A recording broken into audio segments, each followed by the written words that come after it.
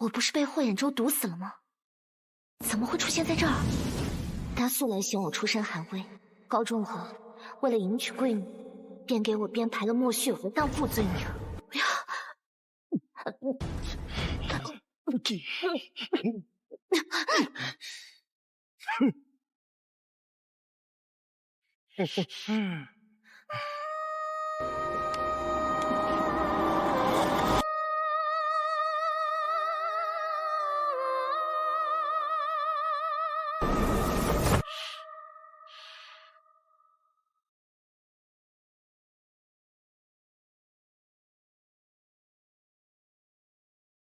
我重生了。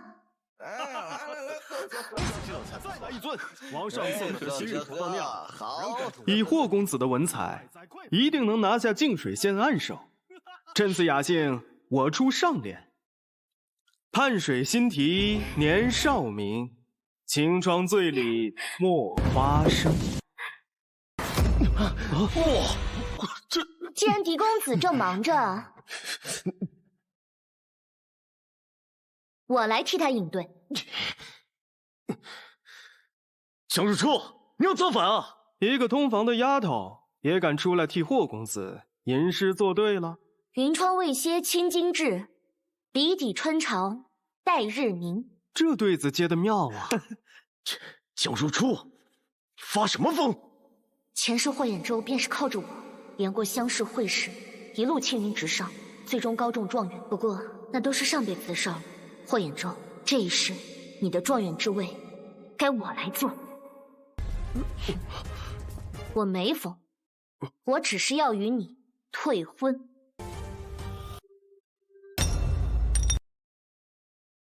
我只是要与你退婚。这是霍家订婚的信物，今日奉还。江家族老替我签下了婚契，烦请归还。江如初，你当着这么多人的面让我颜面尽失，现在还想称心如意，你做梦！哦，狄公子日后是要登科夺魁的，小女子自知出身卑微，这才想趁早割席，免得日后断了公子的锦绣前程啊。这婚约是祖上定下的规矩，岂容你说改就改？这样吧，若你今日在这大会之上对出一首词来，这婚契就归你了。前世祖父与霍家早有婚约，我行迹里便嫁入霍府，做了他的伴读。案头诗书我烂熟于心，他若说有10成把握高中，那我便有100成。前世替你应付各地送来的诗歌对子，这点比试难不倒我。好，哼，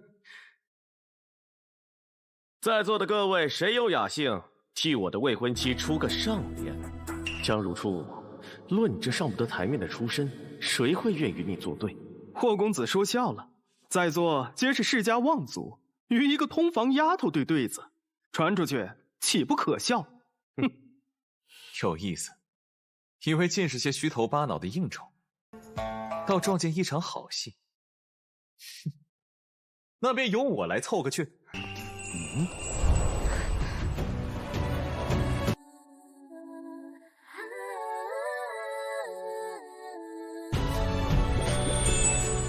原来是当朝首辅的嫡公子周长进，他那过世的母亲便是当今圣上的妹妹，怪不得敢接霍公子这茬儿。可他怎么近日对诗词对句感兴趣了？早有耳闻他读书差，在书院里要么睡觉，要么逃课，连先生都管不住。竟然是他，前世那个搅翻圣经，最后落得终身禁足的周长进。江小姐，你且听仔细了。起来撒尿，不管天黑人踩泥。真够俗的。醉卧花阴，任他月落风吹帽。好对，江小姐技高一筹，我周某甘拜下风。周兄，你这对子太简单了，这就不能算。霍兄，你的意思是我的对子太粗鄙，配不上你的诗会？没有，我怎么会觉得你的对子不好呢？那就对了。江如初，你自由了。你自由了。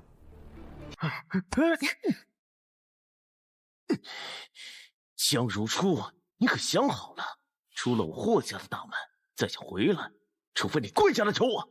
你放心，绝对不可能。你一个女孩子家又被退了婚，谁敢用你？有，云川书院。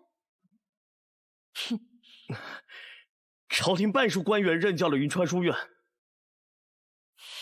难道你要当女官？错了，我要做的不是后宫的女官，而是能堂堂正正站在朝堂上的朝官。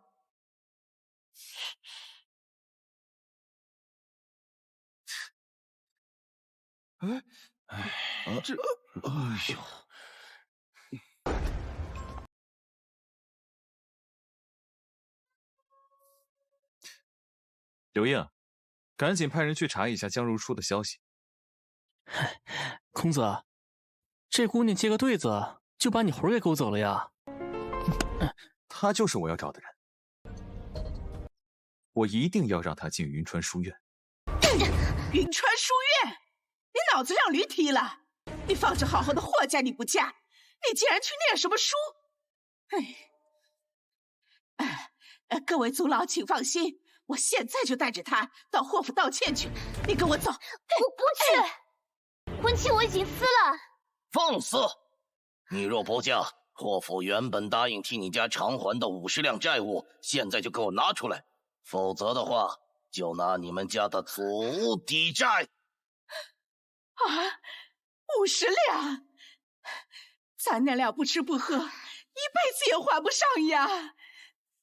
江氏一族向来支持子弟科考，二房家阿弟穷得揭不开锅，族里不仅替他家还了30两债，还年年出束修供他去私塾。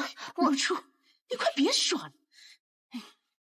我问你，你真的要去云川书院，还真敢想科举的事儿？是，我要去书院，更要考科举，当状元。既然你敢跟霍家作对，江氏也不会留下你这个祸害。从今天起，你们娘俩就不是江氏族人，逐出族谱。大族老，您开恩呀！我们娘俩无依无靠，您别断了我们的活路啊！哎呀，娘，你起来，就算没了他们的帮扶，我一样能挣钱还债，也能继续读书。哼，你知道科举要花多少钱吗？从书院束修到进京赶考，至少要100两。你们娘俩就算是把祖屋卖了，再去卖血，也凑不齐这100两。谁说他没有100两？周长记，他怎么来了？江姑娘，今日在霍家见你，便知你是个读书的好苗子。哦，这500两，全当帮你凑个书院束修，以解燃眉之急。哎呀，原来是周公子大驾光临呐！你愿意帮扶江氏子弟读书，真是咱们的福气。二房江明远今年要考县试，是块可塑之才呀。可不是嘛，男娃读书才是正途，能传宗接代，还能光宗耀祖。周公子，要不您看把银子用在江明远身上？从始至终，这500两，我只给江如初一人。今日我就把话撂这，谁要是敢动一锭银子，我周某直接剁了他的手。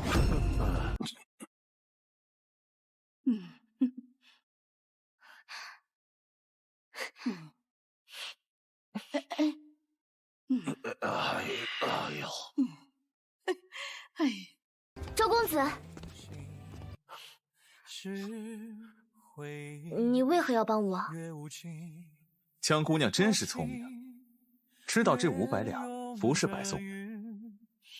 你想干什么？我想要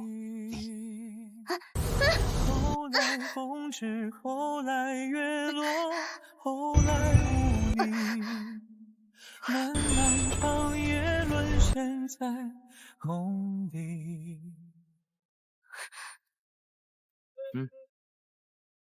卖身契，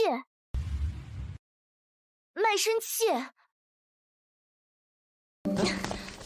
周公子，我是急需用钱，可以不会卖身。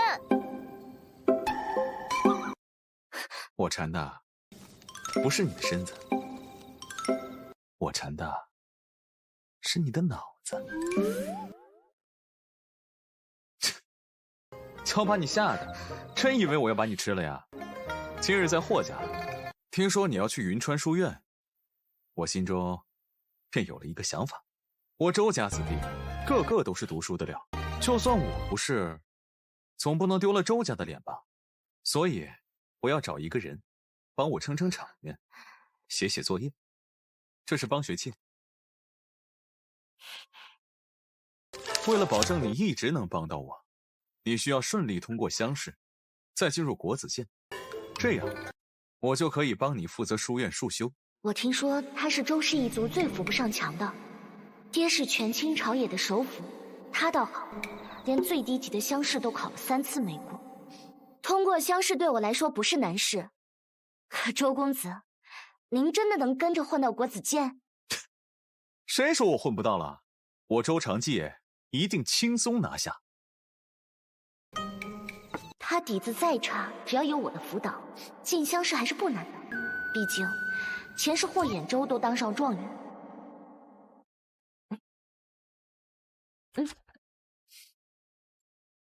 云川见。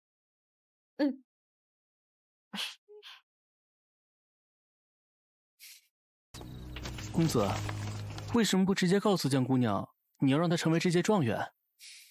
此事不能透露半点风声。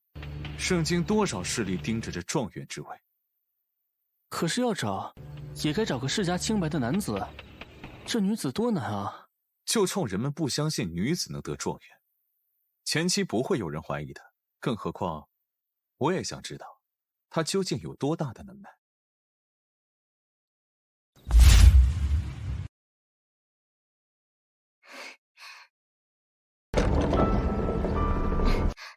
来人止步！云川书院乃读书圣地，禁止闲杂人等随意入内。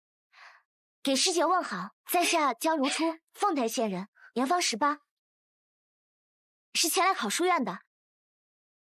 凤台县江如初，她不就是前阵子霍府诗会上让周长记当众替她出头的女子？你们看看她这穷酸模样，怕不是听说我们云川书院里多是富家子弟，想要来这里攀附权贵、钓金龟婿的吧？我劝你啊，还是早点离开。我们云川书院呢，是不会收你这种来历不明、连件像样衣服都没有的人的。姑娘这话什么意思？难道进书院只看家世衣着，不看学识本事？学识？就凭你？怕不是连启蒙的千字文都没有学完吧？还敢来谈学识？我虽家境贫寒，启蒙较晚，但说文尔雅皆有研读，并非目不识丁之辈。说文尔雅，那可是先生用来考我们这些老生的典籍。她一个乡野女子，也敢说读过？就是，真是不可笑。既然你这么有能耐，那我且考你一道题：冯父让婢下车，你答得上来吗？这可是上学期曾夫子的压轴考题，连好些师兄师姐都答不全，他一个外人怎么可能会？这道题我当然答得上来。这道题我当然答得上来。江如初，我们几个可不是没文化的乡巴佬就能随便糊弄的。这道题用的冯父并非出自典故原意，而是出自孟子中奇迹一篇。他说的不错，奇迹里当真有提到。孟子明知劝齐王赈灾会遭非议，仍愿再做冯父，其核心本就是道义在前，非议算什么？所以这道题很简单，审时度势，要做的事就算受人讥笑，也要一往无前。你胡说，夫子根本就没有这么说过，我看根本就是你瞎编的。姑娘说的没错，曾夫子当年出这道题，就是为了让学生们明白道义优先、不拘小节的道理。学生先前研读孟子时，恰巧对这一篇印象深刻些。人家一个卑贱的乡野女子都能把孟子读透，你们还不快回去温书？你的出身不适合书院，就算答得再好，也请回吧。有教无类，只看出身不看学识的书院，不读也罢。他可真敢说啊！他要干什么？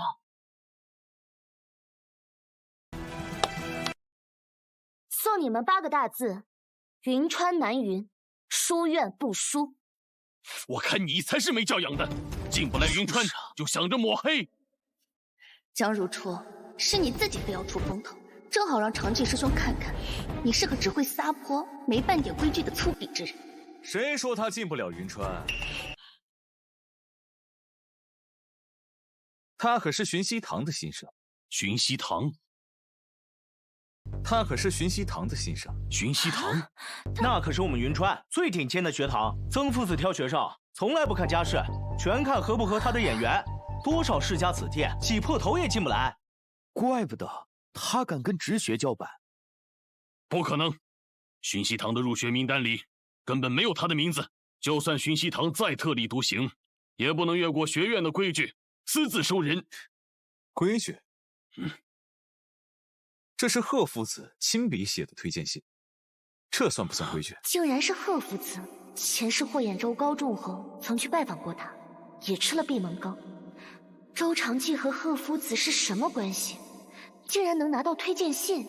贺夫子就是当年教过圣上，现在隐居的贺夫子。我听说，他除了圣上，还收了一个关门弟子，叫陆彦。这个陆彦更是厉害，他写的文章冠绝天下，只见其文，不见其人。那就由您带他回寻溪堂吧，交由曾夫子处置。直学放心，我一定好好管教小师妹。周公子，你何必大费周章？就算我不进云川，依然能帮你写作业。还是你聪明啊，不愧是我看中的人。你之前说要考状元，是不是真的？有几成把握？是真的，有时至少有8成。那就行，我帮你当状元。云川书院有最好的夫子教你。可是天下读书人都是自己想当状元，哪有反过来助他人的？因为我胜过你一人，就胜过天下所有人。我胜过你一人，就胜过天下所有人。日升月缺，陪你看沧海变迁，陪你自由一言，不下回的诗篇。你天不怕地不怕的，竟然怕这一只壁虎？难道你就没有害怕的东西啊？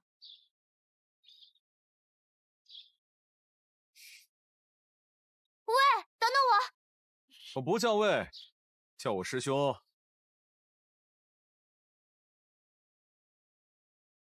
胡闹！推荐信的自己都不模仿的真一些，就只能骗外人。不过这个章还是挺像的。原来是假的。夫子，这肯定是这江若初的主意，他还毁了咱们书院门口的圣石，写什么云川南云，书院不输，简直是在辱没咱们的名声。这女郎倒是真有胆色。大经、中经、小经，你精读过几个呀？前世只顾着陪霍兖州研读高山典籍，基础书几乎没看过。弟子愚钝，未曾精读。那你读过什么？《说文解字》与《尔雅》，弟子曾潜心研读过多年，不敢说精通，却也略知一二。夫子，您看，这个江如初，他连科举必考的经史都没读过，倒敢吹嘘自己读过《说文尔雅》。倒敢吹嘘自己读过《说文尔雅》。江如初，你基础不扎实是事实，未先公允，且与堂中其他弟子一同参加下午的巡视，留与不留，我自会依成绩定夺。弟子谢过夫子。可我连这一巡考什么内容都不知道。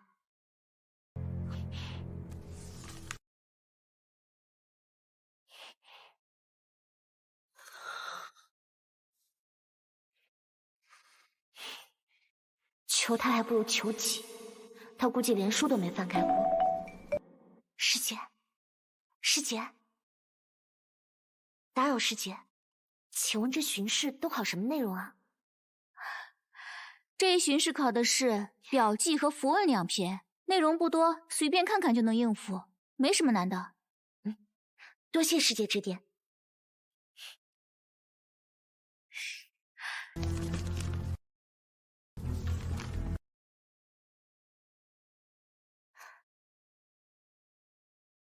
大家把课本都收起来，巡考现在开始。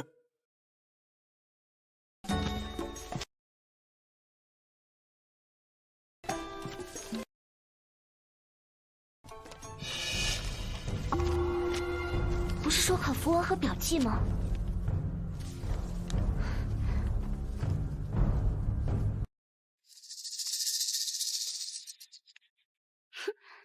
江如初，这巡考你就等着交白卷滚蛋吧。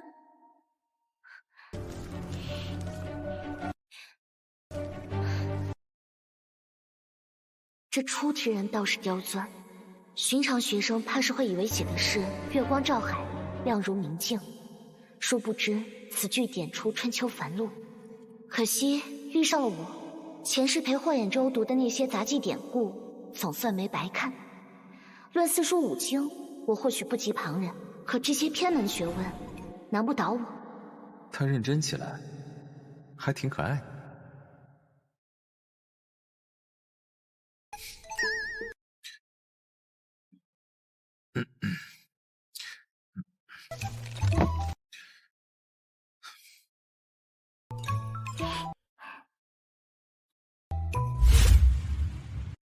求求看图的，这名次是最后一名，我竟然上榜了！哎呀，对啊，哎呀，最后一名。张如初，你成绩垫底，赶紧收拾你的铺盖卷滚蛋！周长记倒数第2名，我竟然比他的分数还低。你一个交白卷的，竟然敢和周师兄比？我没有交白卷，我答了最后一题。你把压轴题答出来了？你个凤台县来的乡巴佬，怎么可能会答压轴题？对呀，那首诗的题意我解得不错，怎么会倒数第1？怎么说不出话来了？我看你在学院门口撒野的时候，不是挺有能耐的吗？闹了半天就是个空架子呀！芊芊还以为他肚有风骨呢，没想到肚子里半点墨水都没有。我看他根本不是来读书的，是来卖脸的吧？江如初，我劝你呀，赶紧收拾东西，回你的凤台县去，别再找来。九芳，我以前只觉得你刻薄，现在发现你心还坏。师兄，你怎么替他说话呀？明明是他交了白卷，还嘴硬的。我说过了，我答了最后一题的。你怎么为了留在巡习堂，连脸都不要了呀？就是，这可不是你逞强的地方。快看啊！曾夫子把压轴题的答卷贴出来了。夫子来了，我看你怎么狡辩。我看看，我看看。这次巡视压轴题答得最好的是江如初。怎么是他？欢迎进入巡习堂。谢谢夫子。我果然没看错你。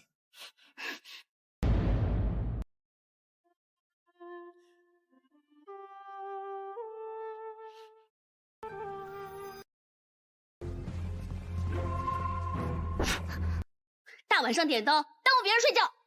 就是，怕不是故意想让我们误了明天的早课？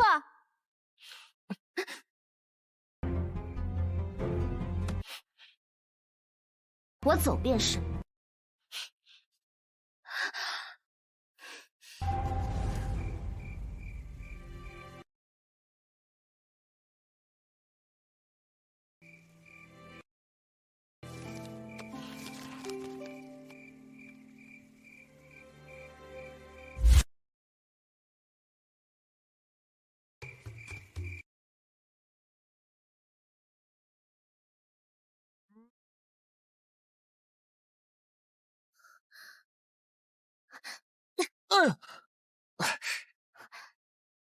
怎么是你？师妹书读得够紧，身手也挺利落的。大半夜的，你在这鬼鬼祟祟干什么啊？这话该我问你才是。这是我的寝居，我在这赏月听风，碍着谁了？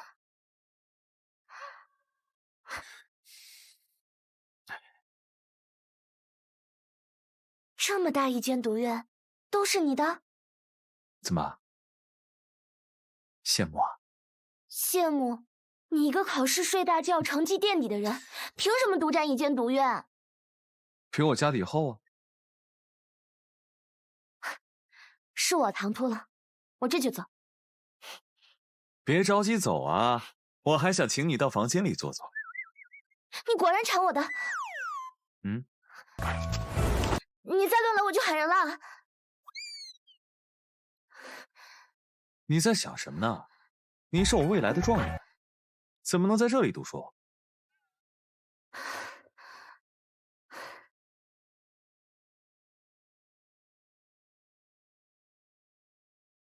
酒坊，可不能让他发现。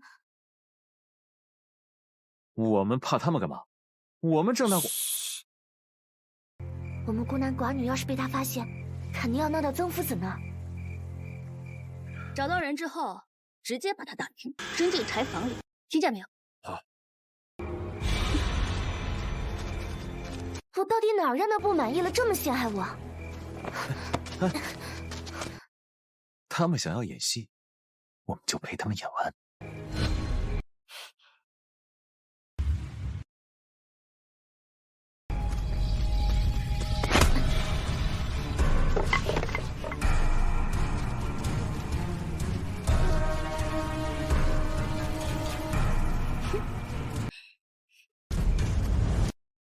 周师兄，你看见酒坊了吗？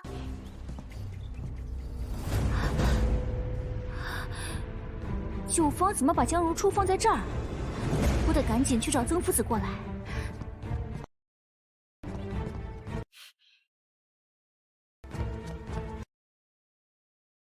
夫子，你看，江如初不知廉耻，竟和周师兄孤男寡女同处一室过夜。夫子，不是你想的那样，弟子昨夜不是哪样？我看你就是借着求学的由头，故意勾搭师兄。夫子，这种败坏门风的贱胚子不能留下。哟，这一大清早的，这么多人挤在我的屋子里，有什么事吗？师妹，你醒了？头还疼不疼？嗯。周长基，你自己说说，这到底是怎么回事？夫子怕是误会了。昨夜我回寝时，看见江师妹在花园里的小桌上睡着了。这天凉路重的，总不能让她一个人挨冻吧？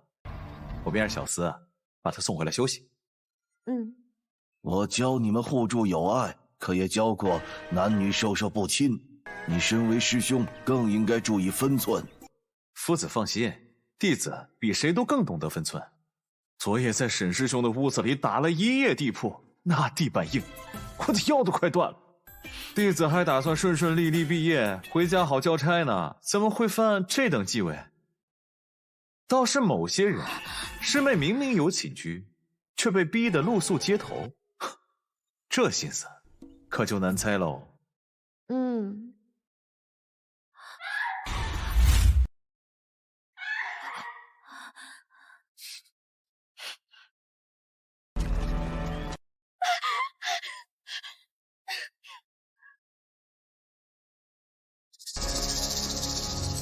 看来败坏门风的另有其人呢。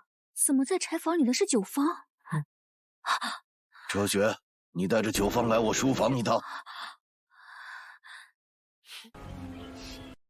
你院子还空着间厢房，给江如初住可好？弟子这就找人打扫干净。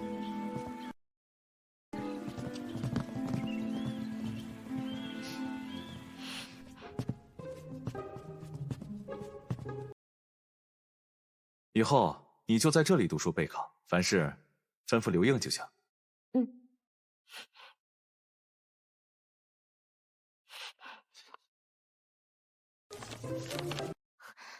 这是昌黎先生文集的宋刻本。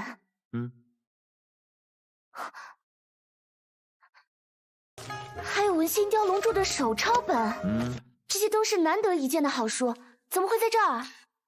这些啊，都是从我们公子厢房里搬来的，都是我们公子的藏书。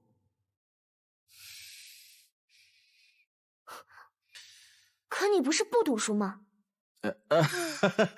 我平时最喜欢花钱买些稀有的典籍摆着，这样显得比较有格调。说的也是。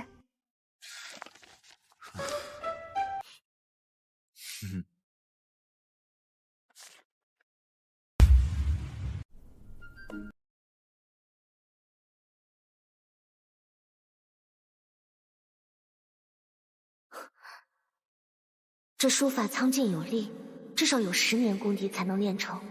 他要是真的不读书，怎么会有这么好的书法？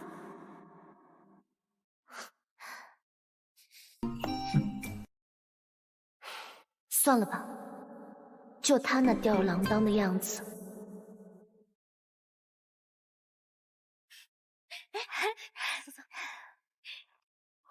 听说后日的说文会你也受邀了？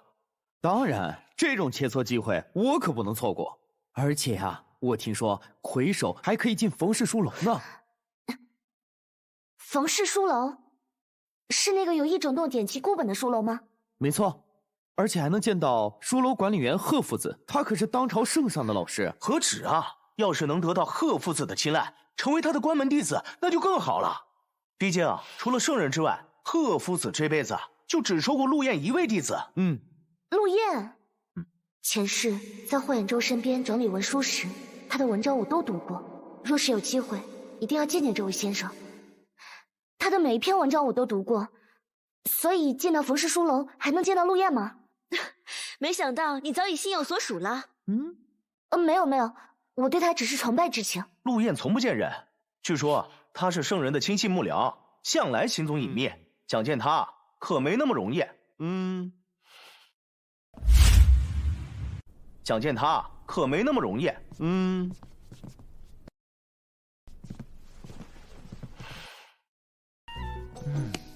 原来你的偶像是陆燕啊？怎么，不然还能是你啊？你，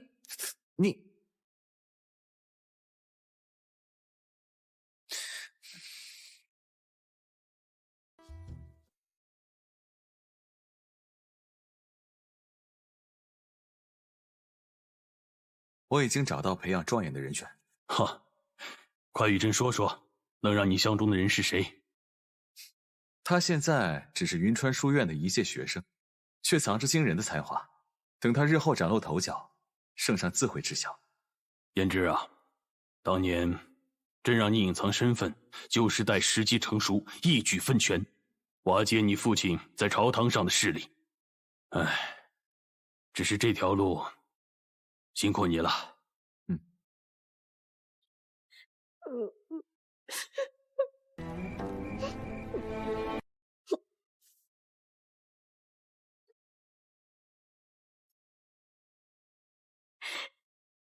你要是敢让他留下，我就去找舅舅。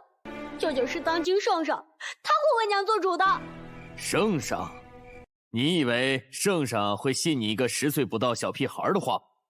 如今我是当朝首辅，手握朝政大权，就算是圣上，也要敬我3分。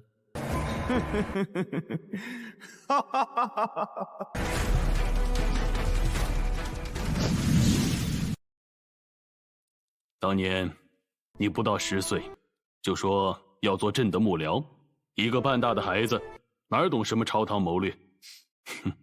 可你当真是为朕草拟策论，分析朝局，解决了不少难题啊！这些都是朕应该做的。我父亲勾结党羽，历年科举上来的官员，10有8九都是他的门生故吏。朝堂快成了他的一言堂，臣断不能让他得逞。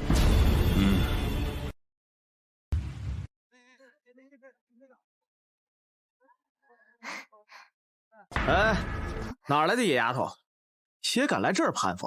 别打着路，惊扰了里面贵人们的车驾，走。哟，这不是江如初吗？哎呦，你怕是不知道吧？这说文会呢，要么是各学堂成绩前10的尖子生，要么呢就是持铁入内的世家子弟。你身份这么卑微，怕是连拜亭的边都摸不着吧？走吧，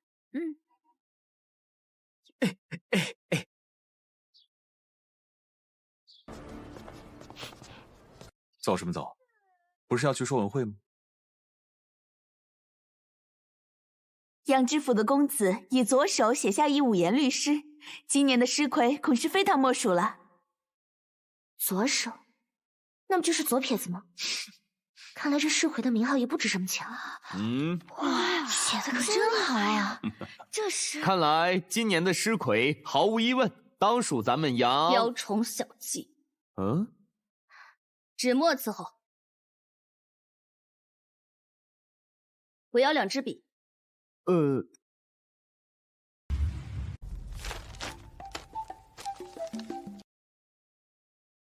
哇，九芳师姐会有小剧啊！居然是2手同时进行，没想到九芳师姐竟藏有如此绝技，把读书的功夫都用在这些花拳绣腿上罢了。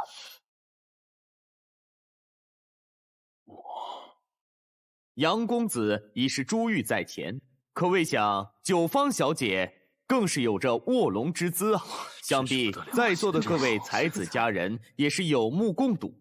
那本届的诗魁，等一下，鄙人能否一试争一争这诗魁？当然可。不行，此人根本没有进入这飞云楼的资格，又如何能争夺这诗魁的称号？说文会确实有明文规定，不知这位小姐可有凭证示于众人？我没有。哼，那这我堂堂盛京周氏周长记，暂不提家学深厚，我父亲为当朝首辅，在场的诸位加起来，抵得上我周氏一根小指吗？江如初以我的面子为铁，还比不得区一个说文会的诗魁。周长记，这狐妹子究竟给你灌了什么迷魂汤？你竟然一而再、再而三的替她说话！九芳，你也是个读书人，怎么言语如此粗鄙？能撑得起这诗魁的称号吗？这飞云楼100年名声，看起来也要毁于今日了。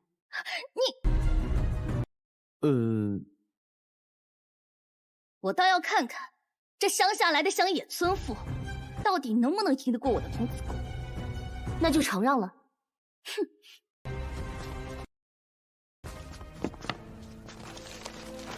请。这众目睽睽之下，都玩上了这宽衣解带的把戏，赢都玩不过我，就玩这下三滥的套路。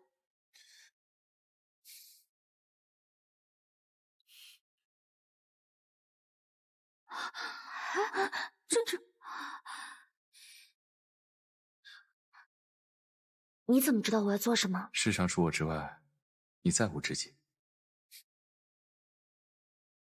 这是干什么？多谢。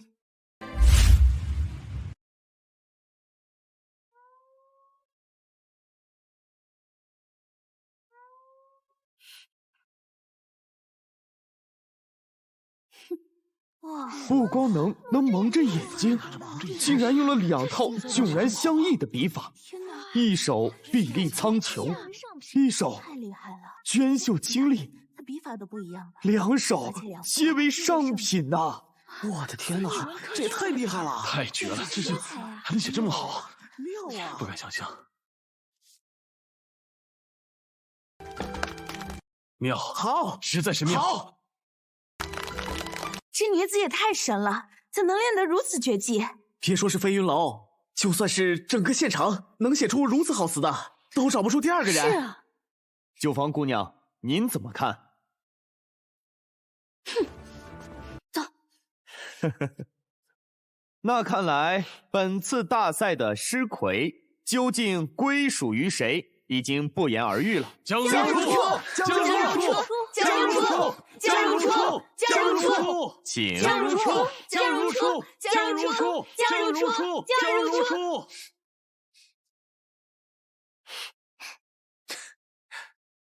干嘛取笑我？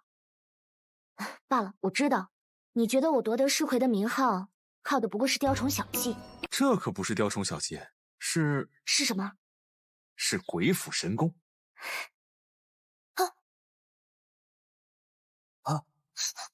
知道心里的挣扎，我应该怎么讨好他？都坏造化，将缘分散一地了。光天化日之下，你们两个搂搂抱抱，成何体统？还有没有点读书人的做派？怎么，看我平安无事，你恼羞成怒了？你识相就快点走吧，何必在这蹬鼻子上脸自讨没趣呢？师兄，咱们自小就相识，凭什么这个江如初就能轻而易举地博得你的关照？你还有没有把我这个师妹放在眼里啊？你少惹是生非，就不枉我们认识一场。最要紧，别让我脸上无光。走吧，再不走，书楼就要闭门了。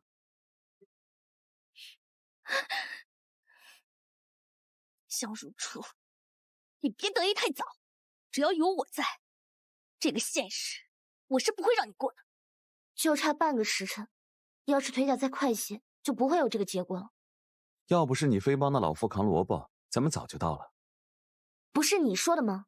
读书是为了名利，若是他人有难，我选择视而不见，那这书岂不是白读了？走吧，天色太晚了，再不回书院就看不清山路了。寒月窥窗思旧事，青丝伴侣梦残生。怎么说文会时不见你开口，现在反倒对着一扇木门迎上了。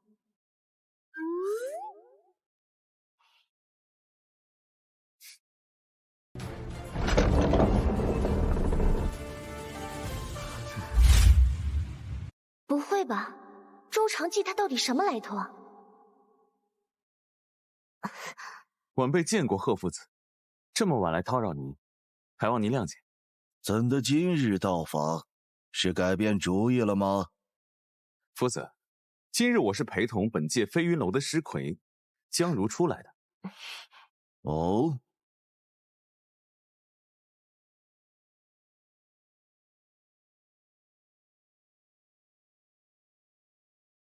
你身上到底有多少秘密？别人的事儿少打听。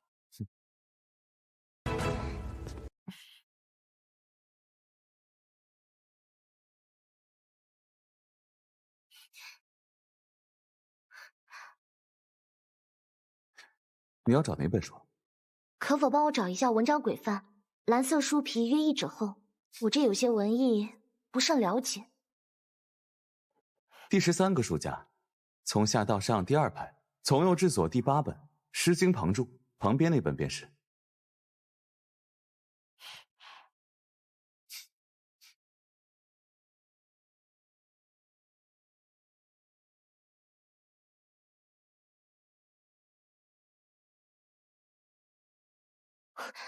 你怎么知道的这么清楚？难道这里面的书你都看过？鄙人不才，是贺夫子曾经的关门弟子，说在这个书楼里长大也不为过。你说你是贺夫子的关门弟子，就你，这天下谁不知道贺夫子就陆燕一个关门弟子？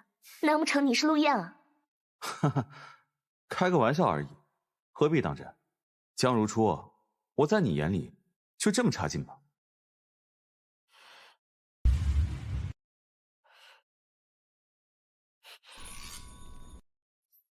陆燕，这阵子光知道往外跑，这座书楼就要被你忘到脑后了。要不是我帮你盯着，这些古籍善本就要被耗子啃光了。夫子，小点声，别被他听见了，他还不知道我身份呢。这城要怎么接才不生硬？夫子说要藏风，可藏了风又怎么突出观点？夫子，你看他那样子，定是卡在了文章解析上。您过去点拨他2句，省得他在这儿耗着。我这辈子就陆燕一个徒弟，规矩你不知道，除了他，我不给旁人答疑解惑。夫子啊，再说了，你不是挺能耐吗？怎么这会儿不敢上前了？夫子，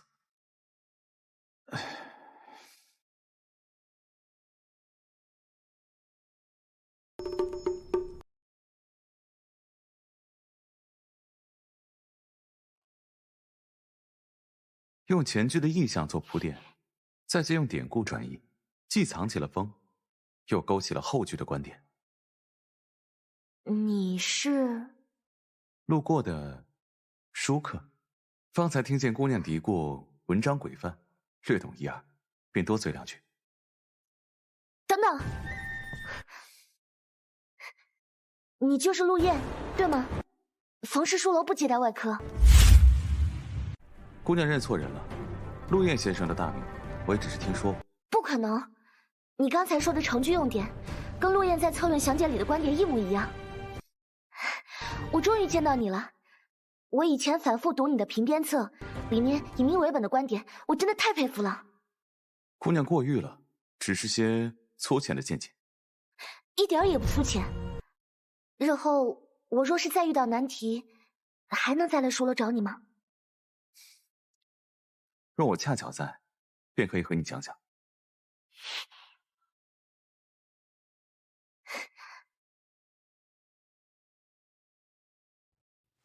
哎呀，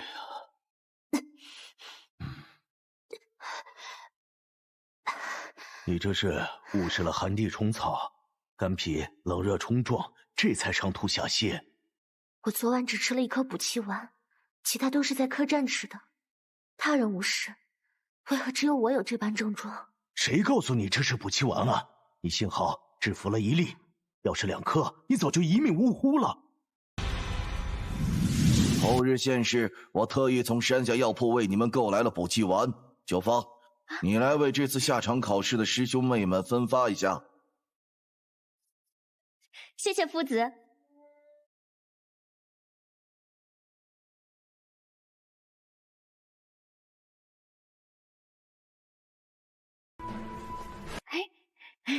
师妹，预祝顺遂。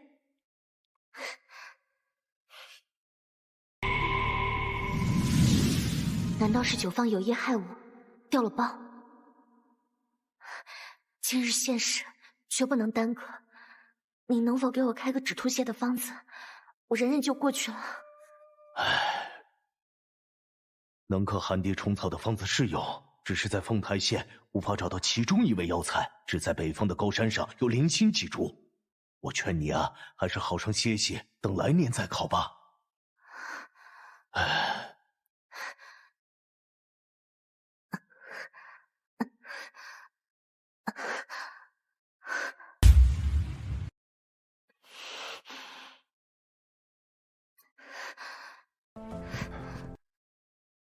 周长记，你怎么来了？快躺下，我来给你送药。我可是要看你一步步高中的人，你要是有什么闪失，我想要做的事儿也没法完成了。你自己去采的药。江如初现在想必已经到了凤台县，在床榻上做着她高中状元的美梦。等她吃了我为她准备的补气丸，还想当状元，去当她的孤魂野鬼吧！解毒的药，立刻给我！周长记，你要做什么？这里是女寝，请你立刻出去！我没有解药。我再最后问你一次，不然你就先替江如初做孤魂野鬼。解药在雀鸣山上，这路途坎坷不说，雀鸣山离这里至少有100公里，你根本就赶不及。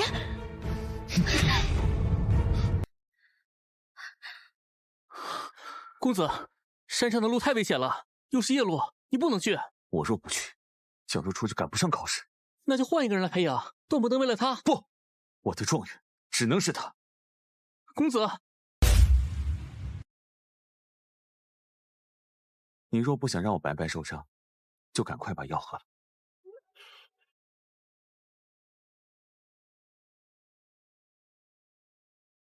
即便是县试考卷不难，我的状态也确实影响了发挥。你不是已经把考题和你答案告诉我了？怎么，不相信我的判断？我说你是现世暗手，你就一定是。就算你发挥失常，你的水平也远高于其他人。走。叶欣、彭昌是咱们学院里读书读得最好的俩人。哦，听说他俩平时在现学里啊，也是不分上下。到底买谁才好呢？这次县试怎么这么难选？压这个，学习堂的江如初。你这小姑娘是故意拿俺作乐吧？你知道俺平时挣几个钱有多不容易吗？去，自己一边耍去。10两，我押江如初。啊！考试考疯了吧他俩？哎，来了来了！贴榜的人来了。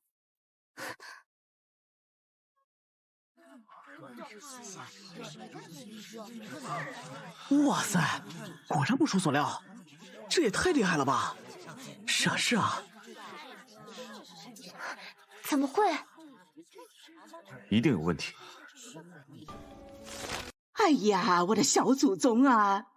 哎，你个县按手的位置能换来200两银票，咱娘俩后半辈子都吃喝不愁，你说我凭什么不换？我一个乡野寡妇，养育你这么些年，我不配这些银票吗？我说过了，我要科举，我必须高中。你可还知道你是我的母亲？你从来没有把我的念想当回事儿，这钱你退回去。高中？当朝至今为止就没出过女状元，你也不看看你自己什么成色？好在你运气好，拿到县按手。你说我现在不卖你的考卷，难道等你复试落榜了我再去卖吗？好，你不退，我就去衙门讨回公道。你这孩子！堂下何人？县令大人，民女状告齐府，向我母亲江秀莲买卖民女考卷，科举舞弊，罪责深重，还请大人明鉴，还民女清白。大人，民女自幼成绩优异，这县按手的考卷是民女日复一日温书、孜孜不倦得来的。倒是你江如初，一个乡野丫头，发了癫的要做县按手的春秋大梦。江如初，你说这县试考卷是你本人作答，你可还记得县试第2日末一题你是如何作答？民女记得，末一题为隔章无情搭，分别出自孟子和中庸。我的答案是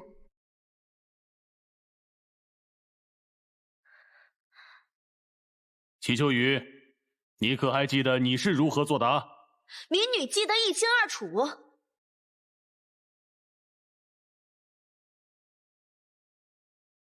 齐秋雨竟然能复述得如此流畅，恐怕提前已经对照我的答案背诵过无数遍了。江如初复述的内容有几处疏漏，与原答案有些许不同。齐秋雨复述的一字不差，正是原答案。那么谁才是真正的按手？真相应该也一目了然。江如初状告齐母与齐府买卖考卷，纯属诬告，退堂。县令大人，民女有话要说。县令大人，县试2日，共5科内容，除非记忆超绝，否则肉眼凡胎怎会将数日前1科答案记得一字不漏？大人，答案是我自己写的，我记得一清二楚，实属正常吧？肃静，都住口！谁允许尔等藐视公堂？既然如此，衙役取来纸笔，你2人分别在纸上作答，字迹便可一作公证。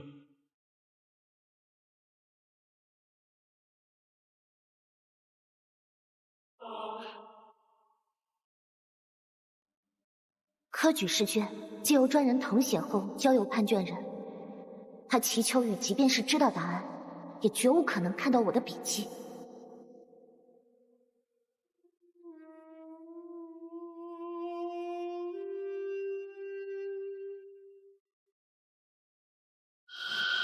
齐秋雨竟然连我的笔记都能模仿的7、8分相像，这科举舞弊到底还有多少是我不清楚的？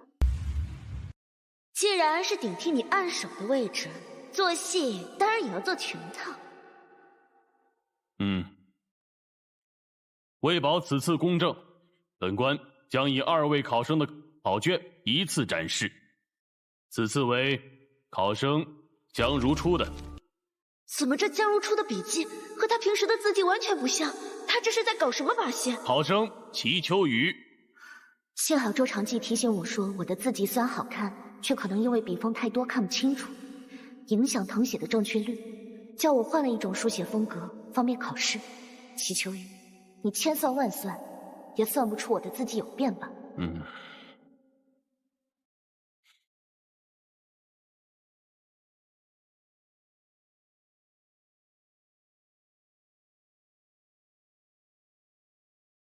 本次暗手科举舞弊案，经本官查实，违反男婢律例购买他人考卷的人是齐秋雨，你可治罪。大人饶命啊！大人饶命啊！大人饶命啊！饶命啊！让我们恭喜霍公子初次下场就夺得近水仙暗手，未来可期啊！等我高中再恭喜也不迟。在座的诸位都是平陵府各县的暗手，也是将来中进士的有力人选。若是将来到朝堂上夺得一官半职，可别忘了我们这群兄弟啊！哎，先别急着举杯，咱们县8个暗手才来了7个人，还差1个人。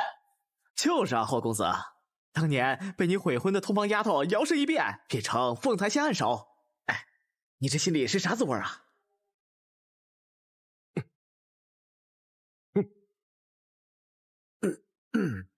自小跟在我屁股后面的蠢笨丫头，我最知道她是什么德行。暗手还不知道是不是卖身挣来的脏钱，买的人家的暗手之名呢。你们可别小看这丫头，人家可是有青云之志，想做本朝第1位女状元呐！就是，一个乡野丫头怎么配上我们文人的桌啊？我敢请，你问她敢来吗？我怎么不敢？哼，我怎么不敢？原来是凤台县的江暗手，只是我们这是文人聚会，你一个女子来凑什么热闹？文人聚会？方才我在门口听各位笑谈，却没听出半点文人风。怎么，只允许你们几个酸腐妒意的男人当暗手，不许我一个女子争名头？你自古女子科举本就违逆常俗，况且还不知道你的暗手之名是从哪来的呢？违逆常俗总好过违逆本心，至少我这暗手是一笔一画写出来的，不像某些人只会躲在酒桌背后嚼舌根。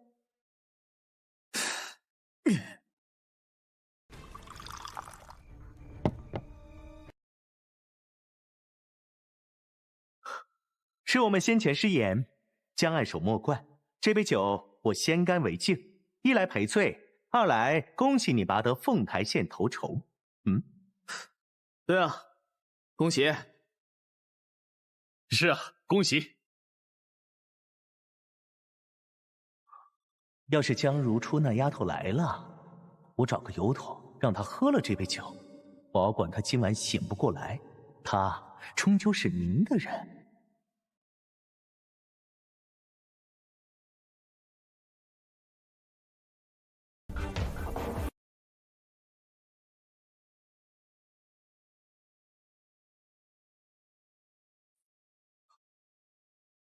这酒不对，这酒看着是女儿红的色泽，怎么能用青花缠枝纹的杯子装？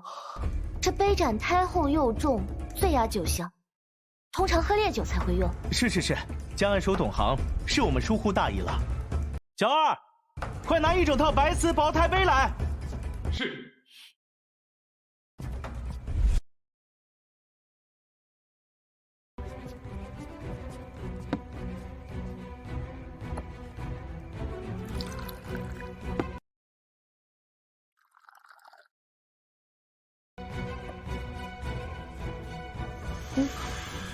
江暗手，这杯酒是我特意给你斟的赔罪酒，你要是不喝，就是还怪我们方才口无遮拦，不给我们台阶下呀。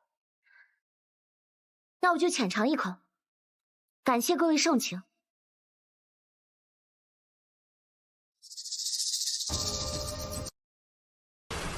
江岸守这就不够意思了，浅尝一口哪里显示诚意了？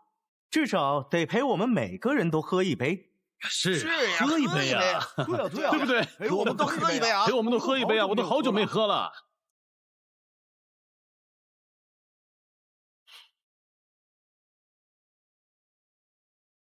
哼，江如初，这杯酒下肚，你暂无翻身可能。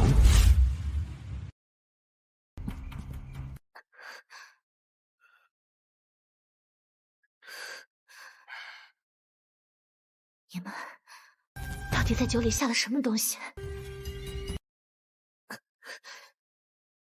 别以为凭个暗手的名头，就可以跟我平起平坐。哼，今晚我会好好服侍你。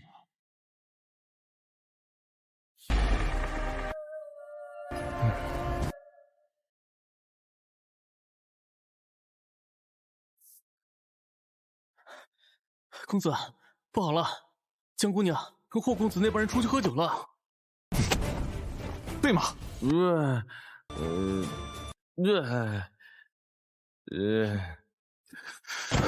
江如初，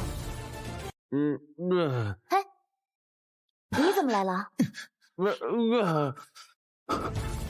怎么样？这群混蛋对你做什么？我就是太久没吃这么多山珍海味，米饭吃多了有点晕碳，躺着歇会儿。刚才他们给我倒酒的时候，我就发现酒杯旁边有白色粉末，怎么可能还喝他们的酒？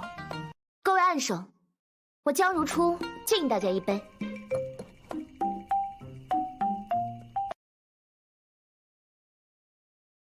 你知不知道我刚才冲进来的时候，你趴在桌子，我的心都快……你心怎么了？你不舒服？没什么，赶紧走吧，免得他们醒来麻烦。哎，等一下，我还有事儿没做呢。你干什么呢？他们想毁我清白，今天我也让他们尝尝丢人现眼的滋味。没想到他看着斯文，还挺结实。结实什么结实？一身虚肉罢了。你把他们弄成这样干什么？男人想毁掉一个女人，通常有两招：要么给她立贞节牌坊，让她连喘口气都担心失节；要么给她泼脏水，用荡妇的名声让她永无抬头之日。今天我就反着来，让他们也尝尝这个滋味。断袖之癖的名声要是传出去，你说平陵府的世家小姐们还会觉得他们是香饽饽吗？我还真是小看了你啊！哎，刘应，哎，把你家公子认识的比例、街上说评书的先生，还有南城画市井画的画师都请过来，就说平陵府华大公子和张公子今日在这儿雅聚，有好戏叫他们来抢。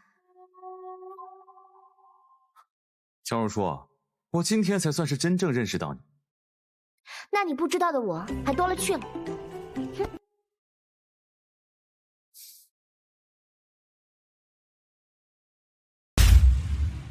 这女人下手真够狠，真是一点情面都没留。可她对霍衍舟这恨意，倒不像退婚这么简单。难道她对他还有感情？没想到他看着斯文，还挺结实。刘英，擦身的布巾呢？公子，磨蹭什么呢？啊，哎，公子恕罪，小的手滑了，这布巾脏了，小的再给您换副新的。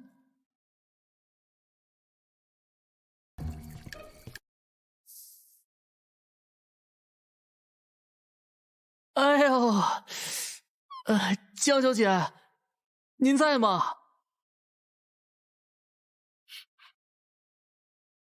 江小姐，我这闹肚子，实在走不动了，劳烦您给我家公子送条浴巾，成吗？哦，好。谢谢江小姐。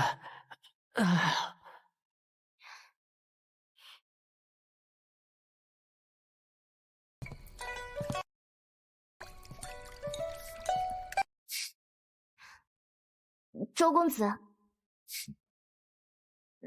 你的布巾。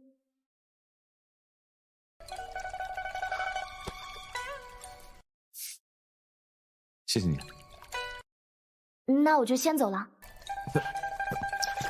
哎呦，你没事吧？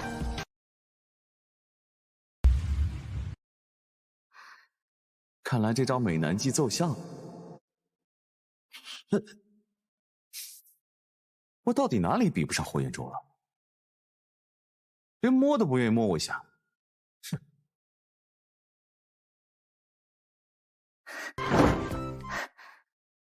我的心脏怎么跳得这么快？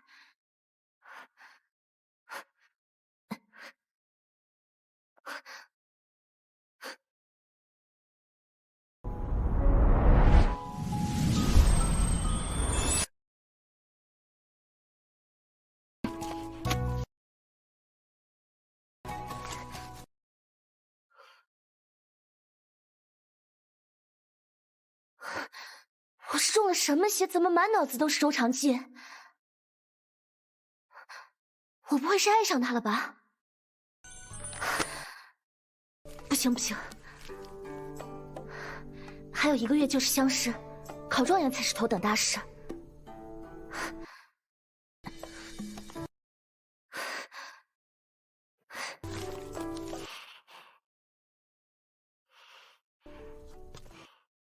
公子，江姑娘为了乡试，每日都熬到后半夜，眼底都青了。才美工巧，何此4者可以为良？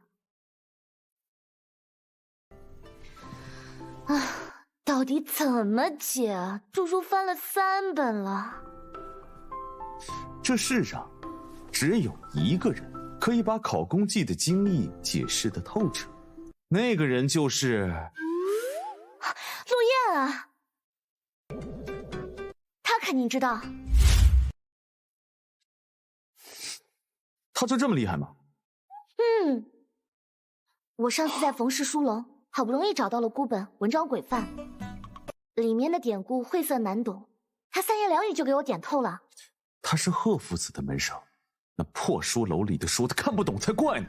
文章轨范的孤本纰漏多，好多地方连曾夫子都得琢磨半天，他看一眼就能点明。你说这不是聪慧是什么？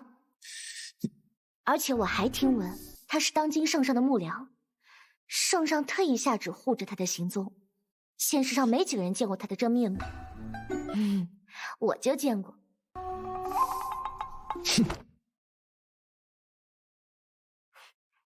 怎么突然生气了？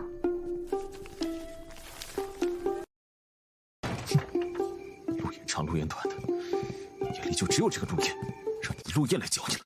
可是公子，您不就是陆燕吗？作祟！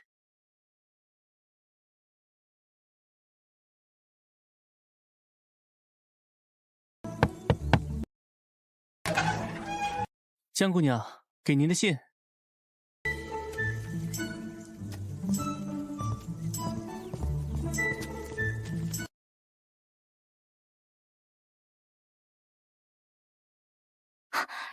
是陆燕。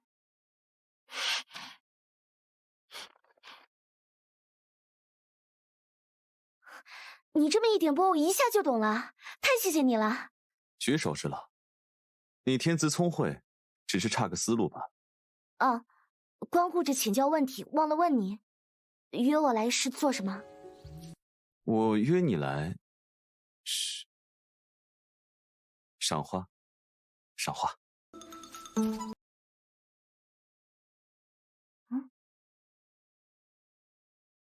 这不是刘映吗？这个周长记还派人跟踪我。你说的这个周长记，我倒是在贺夫子那儿听过几句。他虽然平时爱开玩笑，却是个心思活络、待人也大方的人，定不会做出这种暗地里盯梢、见不得光的行径。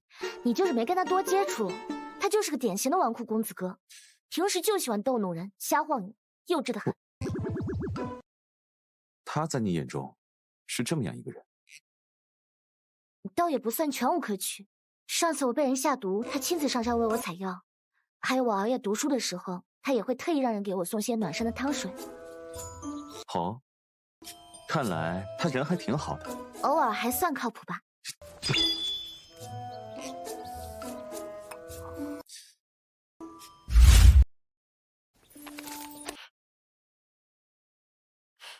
多谢陆公子。客气。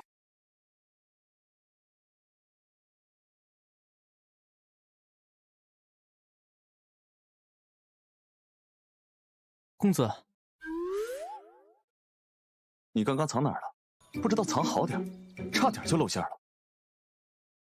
公子恕罪，小的本以为躲远点不打扰你，没想到暴露了。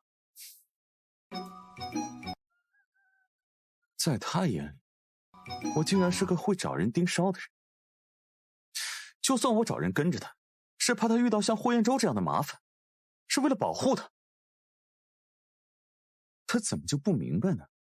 哎，公子，先别琢磨这事儿了。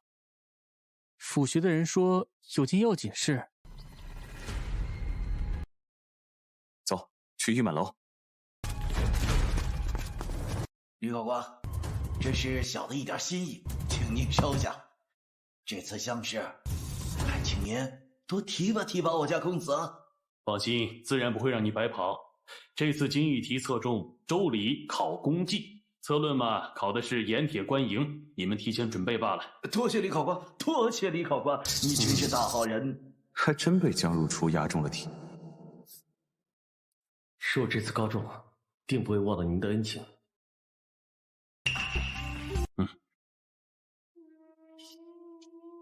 贿赂考官、收买考题的人，竟然是霍彦舟。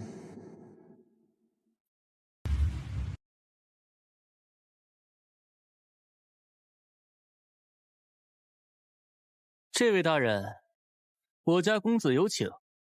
你家公子是谁啊？也不看看本官是谁，说见就见。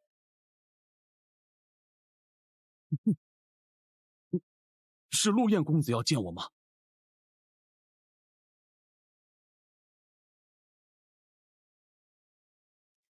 这几天怎么总盯着这本书，不准备换别的书准备吗？这是我押的考题，我敢保证，这次乡试的经义题一定跟考功绩有关。若是没有透题这一出，他肯定能押中。你就这么笃定？我总不能告诉你，前世霍彦舟从考官那儿透了题，靠着我给他写的文章中了解元。你就等着吧，我肯定给你拿个解元回来。照这么一门心思盯着考功绩看下去，乡试时借着新题指定要慌神，别说解元，能不能正常发挥都难。这本《礼记王志》，你有准备吗？前几日，贺夫子说里面的班朝志军长很适合这次乡试的出题方向。放心吧，这本我早就滚瓜烂熟了。策论题说不定会涉及邦国治理、民生疾苦，你有准备吗？我倒是想问你，邦国治理、班朝治军这么偏门的考点，你一个不读书的人怎么会侃侃而谈呢？我还不是为了你，专门去请教了贺夫子，还被他轰出来。专门为了我？你放心吧，这些考点我也早就吃透了，只是我确实不太熟考功绩，所以才想多花时间琢磨一下。算你有分寸。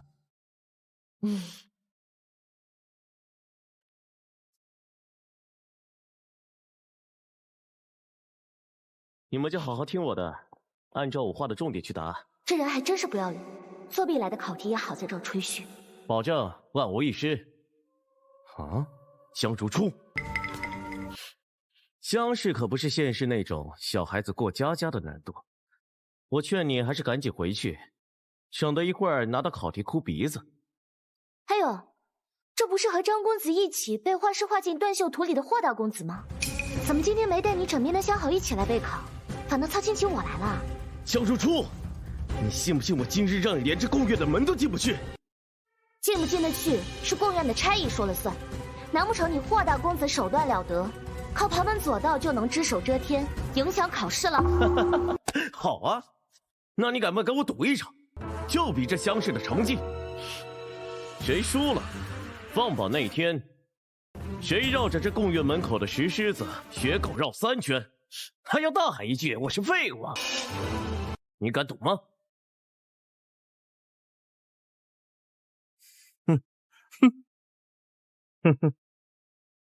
赌就赌，到时候你可别赖账。江姑娘还是太年轻了。这霍公子是谁呀？家里有名师指导，这次又有内部消息，他怎么比？就是女子读书本就不如男子，县试或许还能蒙混过关，但乡试考的是真才实学。来，我押1两银子，押霍公子赢，就当是看个笑话，等着看江姑娘学狗爬。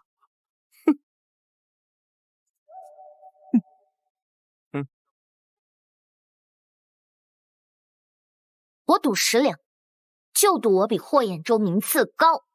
10两银子怎么能够呢？我押100两，赌江如初赢。霍公子，你起的头，难道不多押点？我押500两。周长记，你真是人傻钱多，等着赔钱吧。果然换题了。班朝治军，那不是周长记前夜跟我提到的？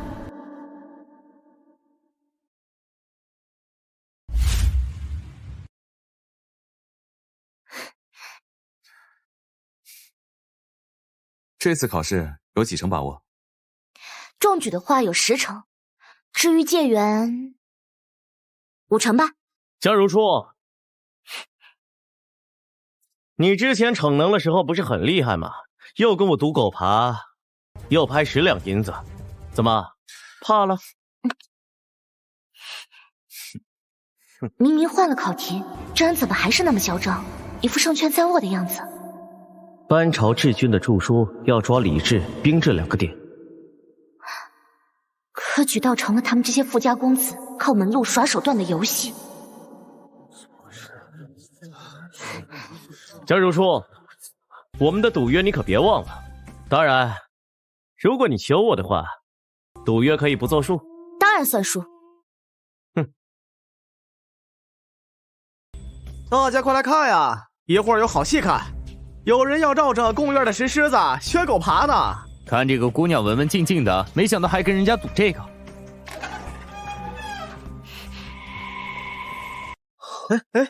来了。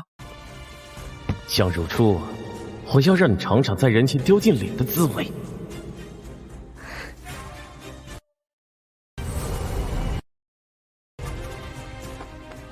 榜首江如初，快看，相信解元是个姑娘。是啊。榜首江如初，快看，相信解元是个姑娘。不可能，她怎么可能是第一？我是第1名。是，你不仅是第1名，还是平陵府唯一的女解元。我中了！我是解元。霍公子是第2名，比江姑娘差了1位。霍公子，别着急走啊！咱不是说好了，谁输谁学狗爬？就是呀，霍公子，咱还要愿赌服输啊！大家伙都看着呢，可别让我们看笑话了。就是呀，快点爬呀，快点啊，快点爬，快点爬！不止呢吧？我记得你还押了500两。还有这几个公子都要了。按照赔率的话，应该给我1000两。大家别被他骗了，他指定是贿赂了考官，指不定是用了什么肮脏手段。就是，指不定和哪个考官勾连不清，靠狐媚之术换的名次。肮脏的手段，我倒想问问霍公子，玉满楼2楼包厢的饭菜是否可口？到底是谁收买了考官？你怎么？你要是不想现在我就帮你送到提刑案查司，你就老老实实的认输，不然你霍家不仅颜面尽失，连你爹的乌纱帽也不。霍公子，别墨迹了，赌约之前不还是嘴硬的很吗？现在怎么了？愿赌服输才是真丈夫，赶紧爬吧，霍公子！快点爬！墨迹什么？让我们看笑话呀！霍公子，快爬！快爬！快点爬！墨迹什么呢？快爬！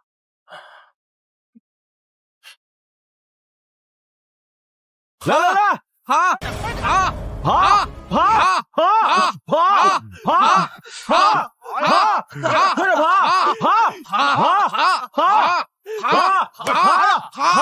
快点爬！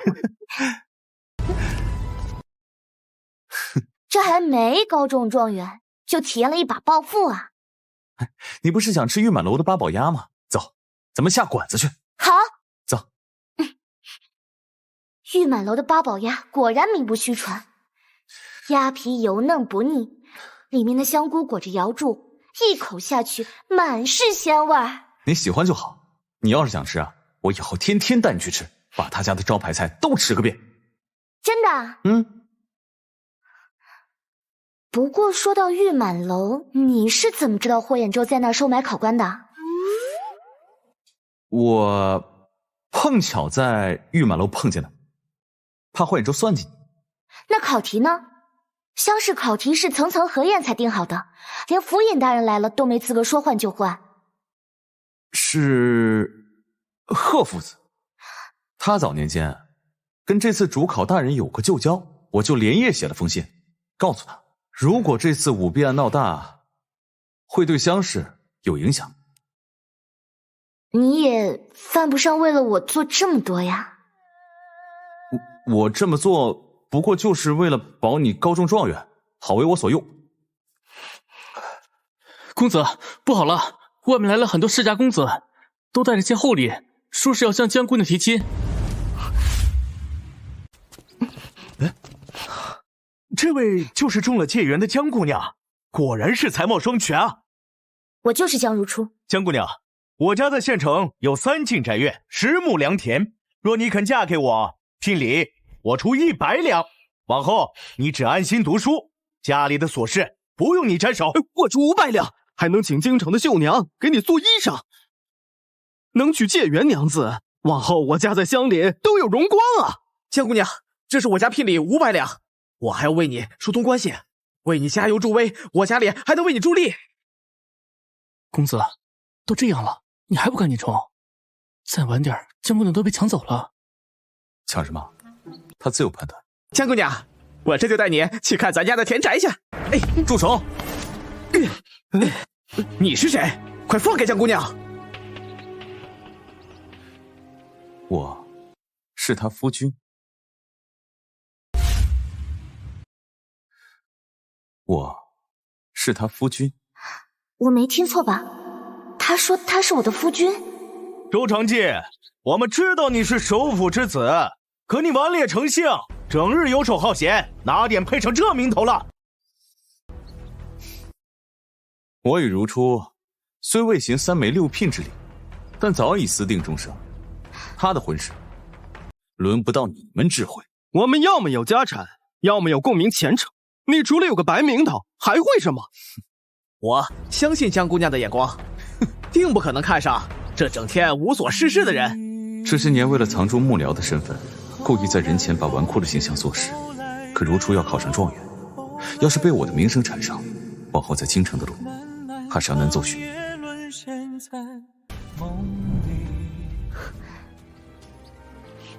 谁说我看不上他了？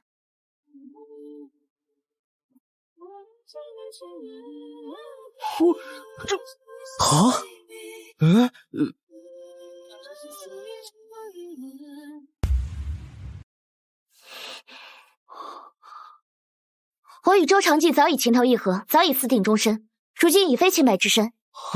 各位公子请回吧，莫要再来打扰。你怎么会看上这种纨绔子弟？他除了会惹是生非，还会什么？就是我们哪点比不上他？论田产，我家宅千金；论前途，我明年便给你考状元回来。你们哪里比得上他？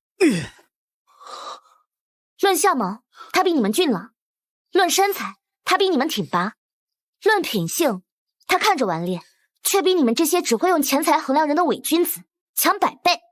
不知廉耻！光天化日，及其如此下毒之事，也配称建元娘子？哼！不守妇道，谁要娶这种不知检点的女人？哼！走！哼！走！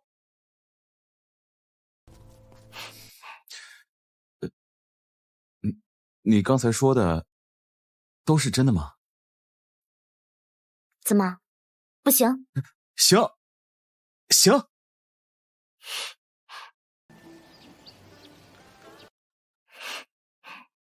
不就是亲了一下吗？怎么还发烧呢？如初，别亲我，我还没准备好。别亲我，我还没准备好。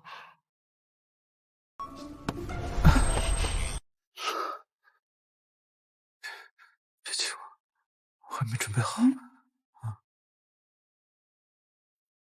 没想到我家公子表面天不怕地不怕，倒是个纯情的主。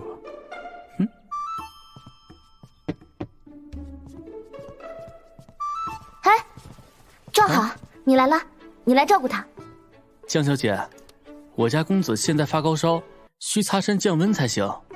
您2位既已私定终身，就不劳烦外人，辛苦您了。哎，我不是。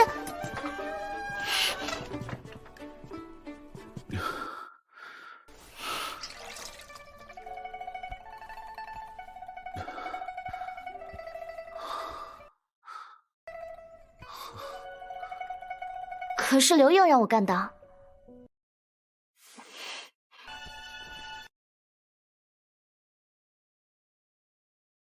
看着不像练武的，没想到身体这么好。怕不是别人读书的时间，你都用来锻炼身体了吧？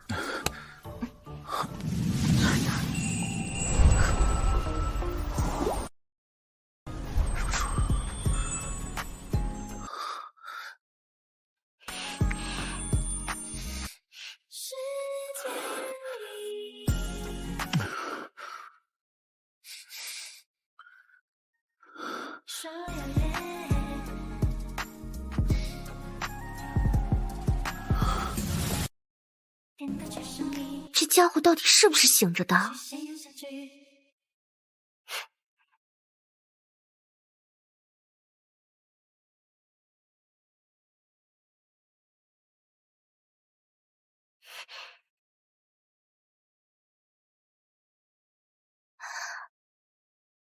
白玉牌，这不是圣上亲信幕僚才有的令牌吗？怎么会在他身上？这13个属下，从下到上第2排。这天下谁不知道贺夫子就陆燕一个关门弟子？难不成你是陆燕啊？路过的舒克。难道你就是陆燕？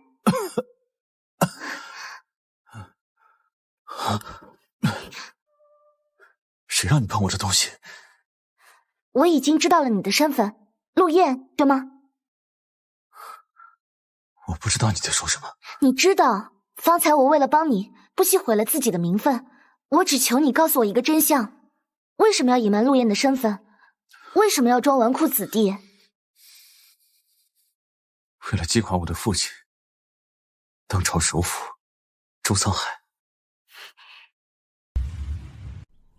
我父亲当年还是一个寒门书生，是靠我母亲永安公主的举荐才进到朝堂。可他娶我母亲，从来就不是喜欢。周沧海，我问你，你娶我到底是因为我，还是因为我永安公主的身份？我第一次知道，原来连婚姻都能成为权力的筹码。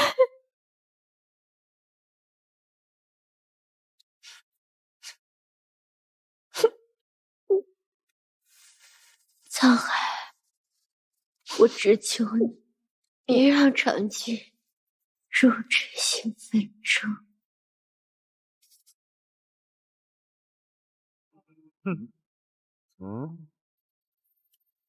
母亲去世那年，我才10岁。他到死都以为父亲只是贪慕权势，却不知道他早就有了谋逆之心。你就不怕被你父亲发现，落得生死的下场？我更怕母亲用一生换来的安稳，最后成了谋逆的祭品。从那天起，我成了圣上的秘密幕僚。我要做的是击垮他的势力，还朝堂一个清明。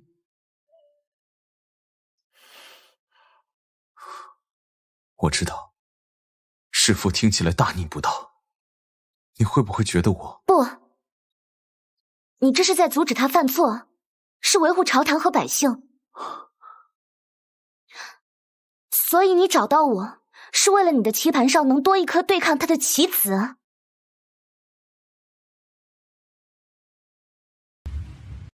我猜历届科举的状元大多是周首府扶持的人，他借着科举安插亲信，巩固势力，所以你才找到我，想辅佐我成为状元。对，我初次见你，就发现你不仅有才华，而且有风骨，不会像那群人一样被我父亲所收买。你确实是我棋盘上最关键的那颗棋，但我希望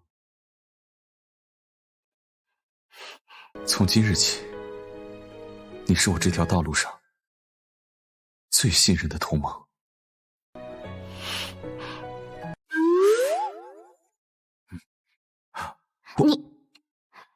你赶快把衣服穿好啊！公子，京城有要事。我是不是来的不是时候？要不我先出去？不用。那小的先恭祝公子和江姑娘喜结连理。别耍嘴皮子，有事快说。公子，此事需与您单独商议。如初姑娘已经知道我的真实身份。京城传来密报，圣上说要召各州府解元去盛京，说有棘手要事商议。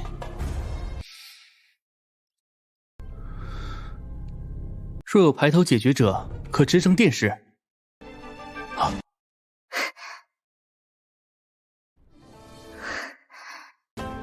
首府嫡公子到。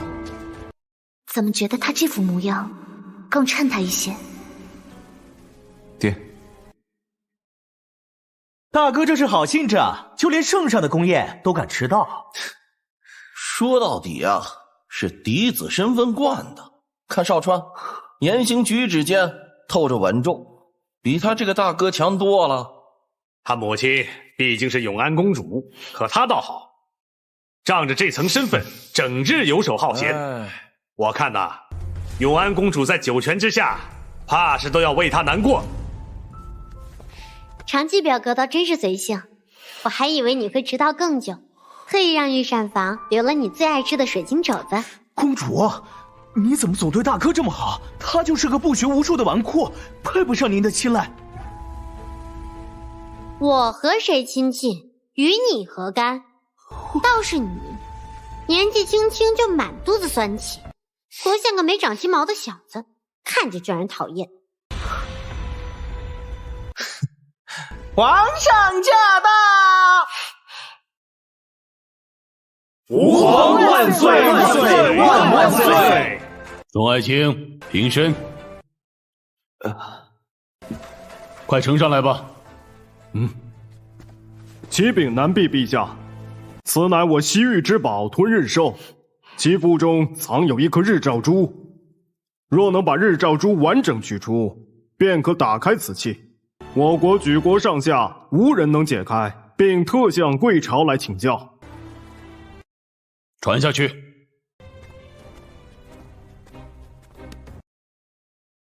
这看起来没有一丝缝隙，如何取出？你老夫看，兽腹里定有九曲回廊。宝珠卡在弯道处，可若强行通开，必然会毁了玉身。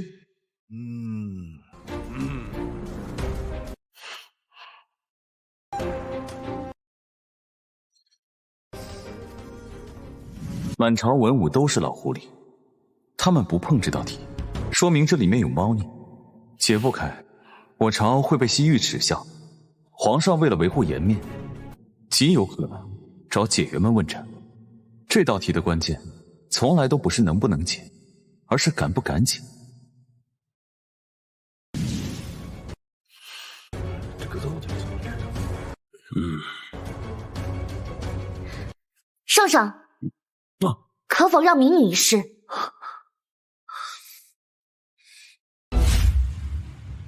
你是何人？民女江如初，平林府本届乡试解元。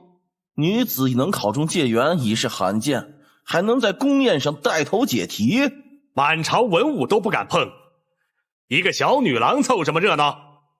怕是性命都不保了。真到了要问斩的地步，我定会向圣上求情，保你不死。江如初，你确信你能将这日照珠取出？民女已有解法。好，那便让你一试。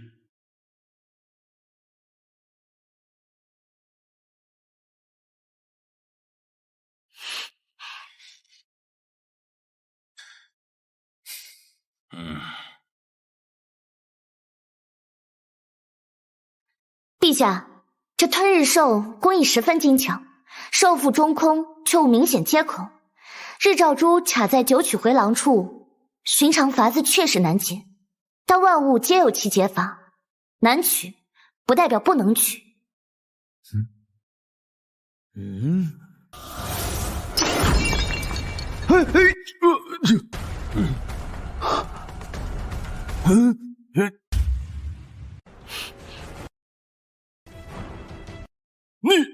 你竟敢毁我西域至宝！使臣此言差矣。方才你只说将宝珠取出，却从未说过不能伤其兽首。况且这玉兽是死物，若为了获一个死物，丢了本该取的东西，让我朝在西域面前落下一个无才的名分，才是愚笨。君臣会被规矩困住，不敢放手一搏，但我朝做事向来只看结果，不择手段。若是你们想效仿这吞日兽，试图欺辱我南碧，把坏心思藏着掖着，那这下场恐怕比这玉兽还惨。请南碧陛下恕罪，臣一时糊涂，不该用此物挑衅贵朝，还请陛下念在两国邦交的份上，宽恕臣的无礼之举。好一个只看结果不择手段！江如初，你虽为女子，却有着男子不及的胆识及谋略。朕果然没看错你啊！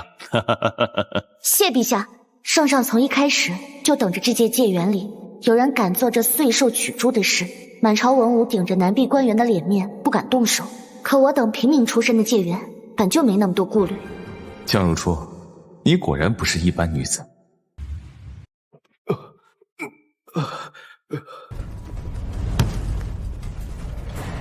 江氏女郎不过刚中解元，论资历远不如你们，却比你们这些当过状元、中过进士，如今却能独立一方政务的大臣们强上不知多少。你们自己说说，连个刚崭露头角的姑娘都比不上，还占着朝廷的职位，这罪该怎么定？哎呦，皇上恕罪，臣罪该万死。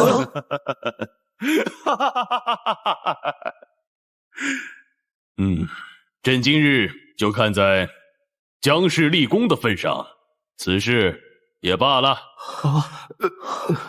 江氏，民女在。朕说过，谁能解了西域使臣的题，便可直升殿试。朕应允了，好好把握。朕期许你能够高中啊！民女定当竭尽全力守护南碧，为朝廷分忧。他江如初不过是个解元，瞎猫碰上死耗子解了这题罢了，还想要高中，分明是痴人说梦。江氏确实比不得永宁公主出身高贵，可公主怎么没解开这道题？不是养尊处优惯了，脑子空空吗？周长记，你敢揶揄本公主？欺人太甚。公主，你有时间跟我斗嘴，就多看看书，别让你父皇丢脸。没出息的东西，公主有什么好取的？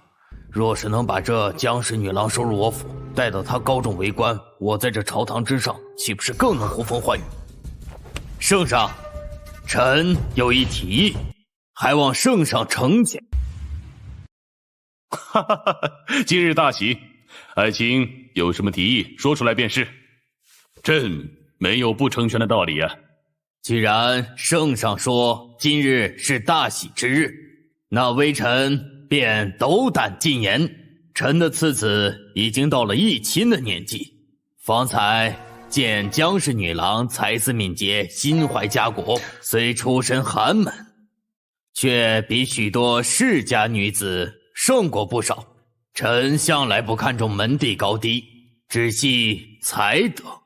更巧的是，方才少川私下与臣说，他早已对江氏心生爱慕，更是早有几分爱意。恰逢今日圣上喜得良才，所以臣斗胆恳请圣上成全这桩姻缘，让少川与江氏女郎结为连理，为今日的喜事再添一分圆满。父亲，我什么时候说过这话？圣上，民女虽已到适婚年纪，但从未想过嫁人。民女出身卑微，苦读多年，不是为了将来困于后宅相夫教子，而是盼着能凭自己的本事，为男婢、为圣上出力。这亲事实在与臣女志向相悖，还请圣上三思。混账！你也不看看自己是什么身份，敢在父皇面前如此不敬，你好大的胆子！周大人愿意将你许配给他的次子，对你来说也是天大的福气。只不过是平民出身的卑贱女子，真以为读过几本书就不知道自己是谁了？不过这事儿倒也怪朕。方才周爱卿提出请求时，朕已经答应了，不管说什么，朕都会成全。不过江氏，你加入周府算是高价，日后你也不会受委屈。这婚事也阻碍不了你为朕分忧，为男婢出力。朕今日便做主了，赐你与周爱卿的次子为妻，择日成婚。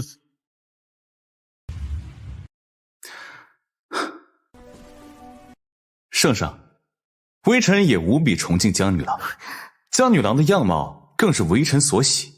微臣对这江女郎可谓是情不知所起，一往而深呢。既然皇上要把她嫁入周家，嫁给我也是一样。你少在圣上面前耍无赖！我周沧海有你这么个儿子，算是我家门不幸。我的生母是圣上的亲妹妹，圣上是我的亲舅舅。父亲若出家门不幸，岂不就是在说整个南壁让你脸上无光？周长记，你血口喷人到你父亲头上了！圣上，臣绝无此意。好了，周爱卿，既然你惜才，想要把江氏纳入周府，而你的两个儿子都倾心于江氏，那不妨让江氏自己择婿好了。江氏，你可明白朕的用意啊？民女明白。既然非嫁不可，那我选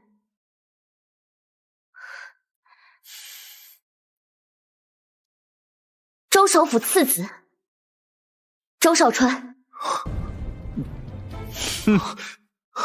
圣上，微臣听说坊间早有传闻，说江氏女郎与我兄长二人早已私下定情，微臣不愿多人所爱。更何况听说这江氏早已不是清白之身，他的初夜给了微臣的兄长，微臣实在难以勉强。江氏，此事当真？圣上明鉴，民女当初是为了回避那些强行上门提亲的公子们，才出此下策。民女与周大人长子周长记并无任何肌肤之亲，更谈不上安定终身。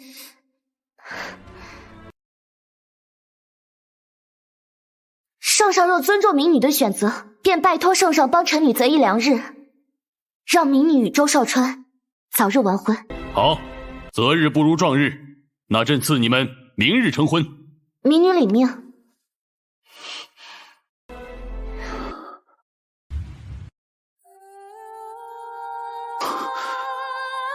江如初，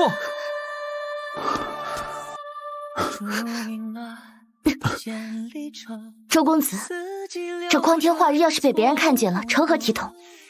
更何况什么？更何况你要成为我的弟媳吗？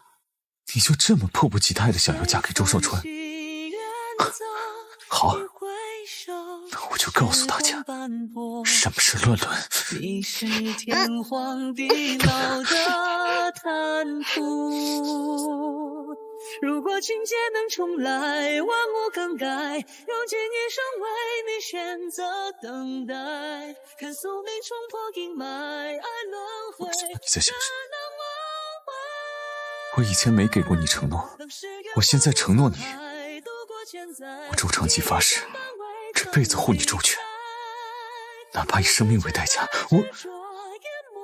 我只求你不要嫁给周少川。你护我周全？这世上谁人不知你是周首府的妻子，连当今圣上都要为他3分。你真的以为能靠你自己瓦解你父亲为官多年铺陈开的权力网？周长吉，你真不愧是纨绔公子哥。我劝你不要太天真了。江如初，我不知道你为什么这么恨我。我承认，最初要扶你高中是为了利用你，但我现在发现，其实你是为了踩住我，实现你的状元梦，是吧？对，只要我能考上状元，这世上所有人，包括你，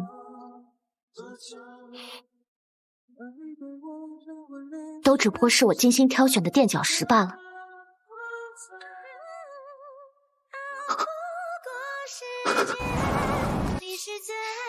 周长吉，没有人比我更知道你接下来要走的路有多艰难。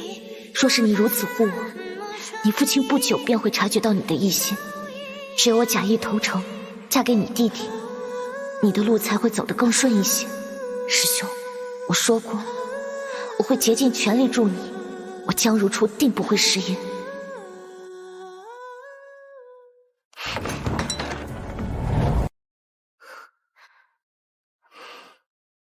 江小姐，这是我家公子让我给你的东西。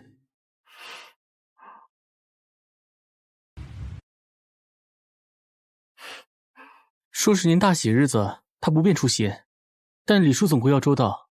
弟弟大婚，当兄长的面都不露，还讲究些礼数做什么？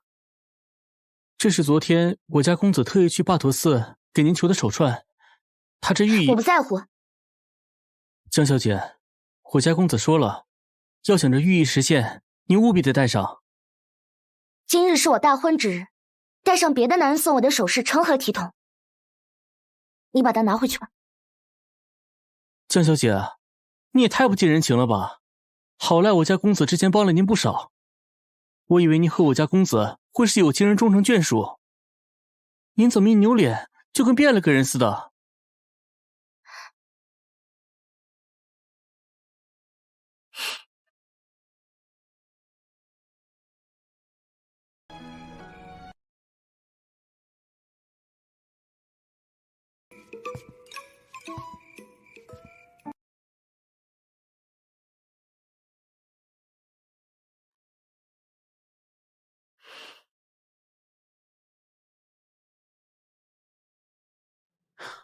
还是带上了，我就知道江小姐不是那种绝情的人。接下来就看公子的了。周长吉，今夜过去，你我就再无可能了。若是真有来生，希望你我真能成眷属。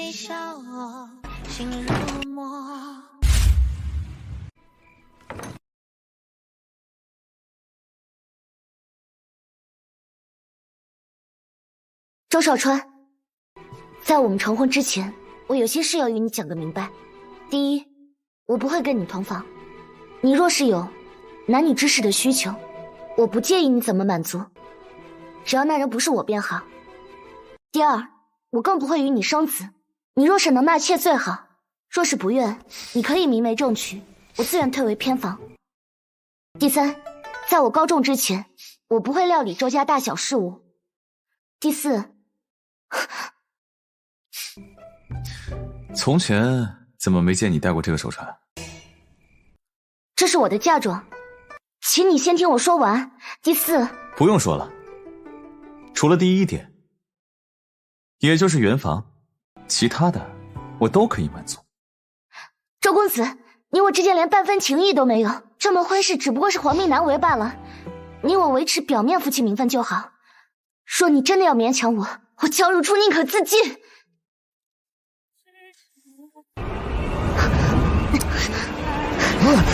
如初，是我。周长季，你怎么这身打扮？周少川呢？若我告诉你，今日与你成婚的人是我呢。周长季，我跟你说过了，我只会嫁给周少川，你我今日之后再无半点关系。是吗？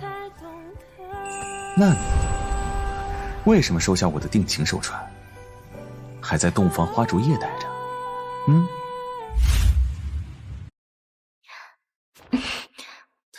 我只是觉得款式还蛮精巧的。还骗我？刘烨应该告诉你，这手串另有寓意，只有戴在手上，方才能达成所愿。你既然连寓意都不知道是什么，为何还偏戴在手上？是，我终归是辩不过你。我不知道你有何祈愿，但只要是你所愿，我只盼能助你完成。这下你满意了？那我现在告诉你，我所祈愿的是你对我的真心。只要你戴上这手串，不论你身在何处，哪怕是刀山火海，我都会把你夺回来，让你在我身边。可你这是违抗皇命，如果我不嫁给周少川，不单是我，连你也要受牵连。我给了周少川一件东西。你有话说有屁放，今儿是我大喜之日，别耽误我干正事儿。你不是不愿意去江氏吗？怎么突然改了主意？既来之则安之嘛，而且还能尝尝那小丫头片子的滋味，也不算太亏啊。周少川，要是敢动江如初，我让你归西。皇命在上，你奈我何呀？不过倒是难得见我大哥对一个女人这么上心呀。那我更要看看这个江如初是如何能蛊惑到你的。公子，江姑娘，她把手串戴上了。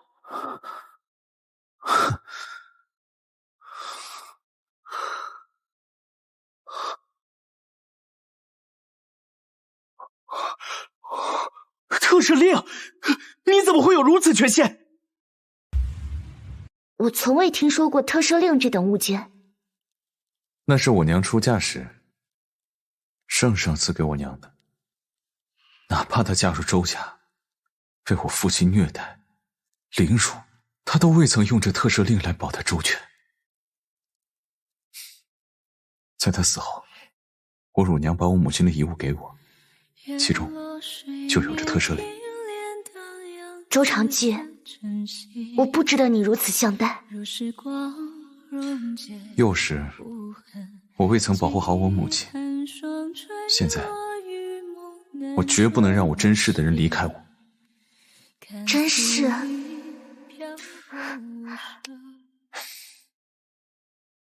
如初，你愿意嫁给我吗？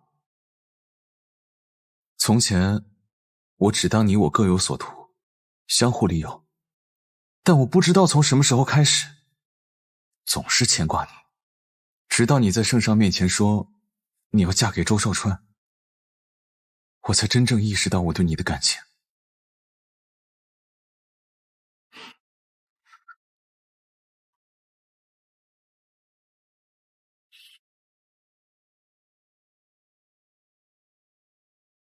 这一吻，就代表你接受了。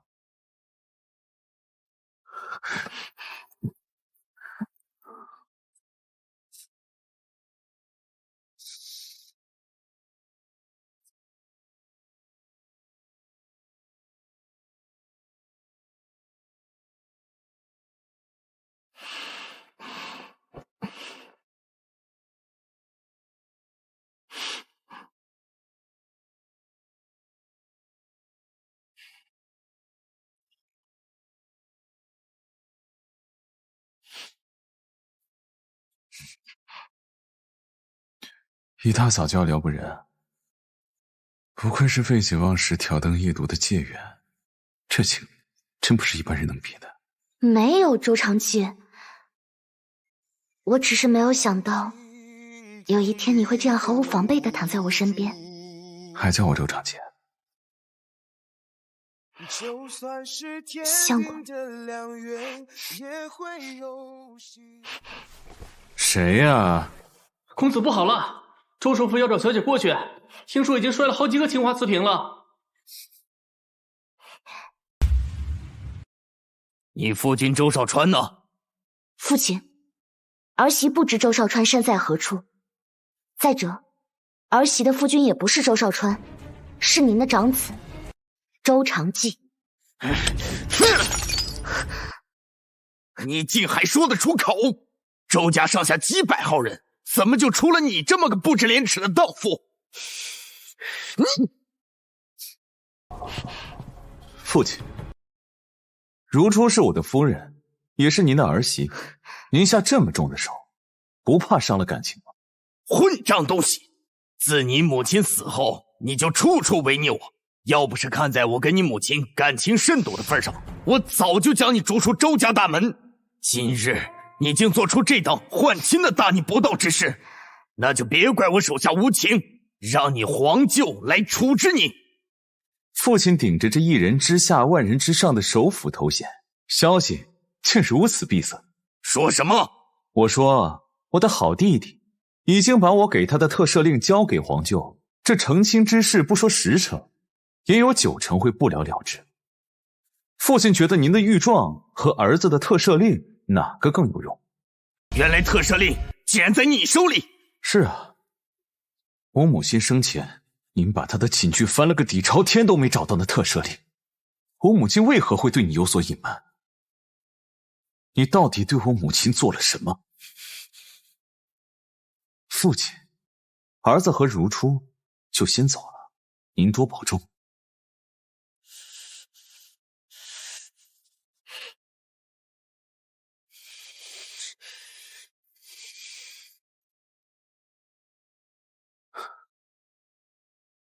霍衍舟，他怎么会在州府？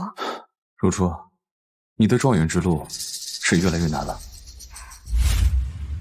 看来我父亲早就知道特赦令的事情，是故意试探我们。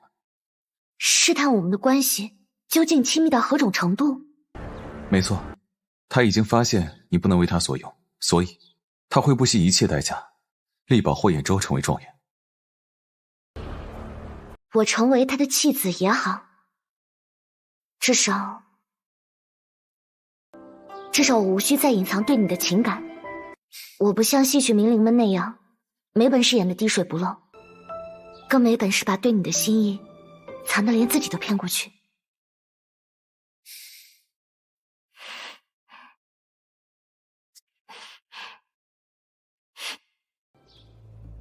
过几日便是殿试了，阅卷官们都准备妥当了吗？大人放心，此次殿试半数以上的阅卷官都是我们的人，只要他们能认出霍延昭的字，就绝对不会出任何岔子。本官也没料到，这科举舞弊之风竟肆虐成性。能进入殿试的也都是些草包，挑来挑去也只能挑出个霍衍舟来做本官的棋子。这霍延舟的学问是弱了一些，但是也不至于到不堪的程度。卑职已将霍延舟安排至国子监，几日突击温习下来，定不会让大人失望。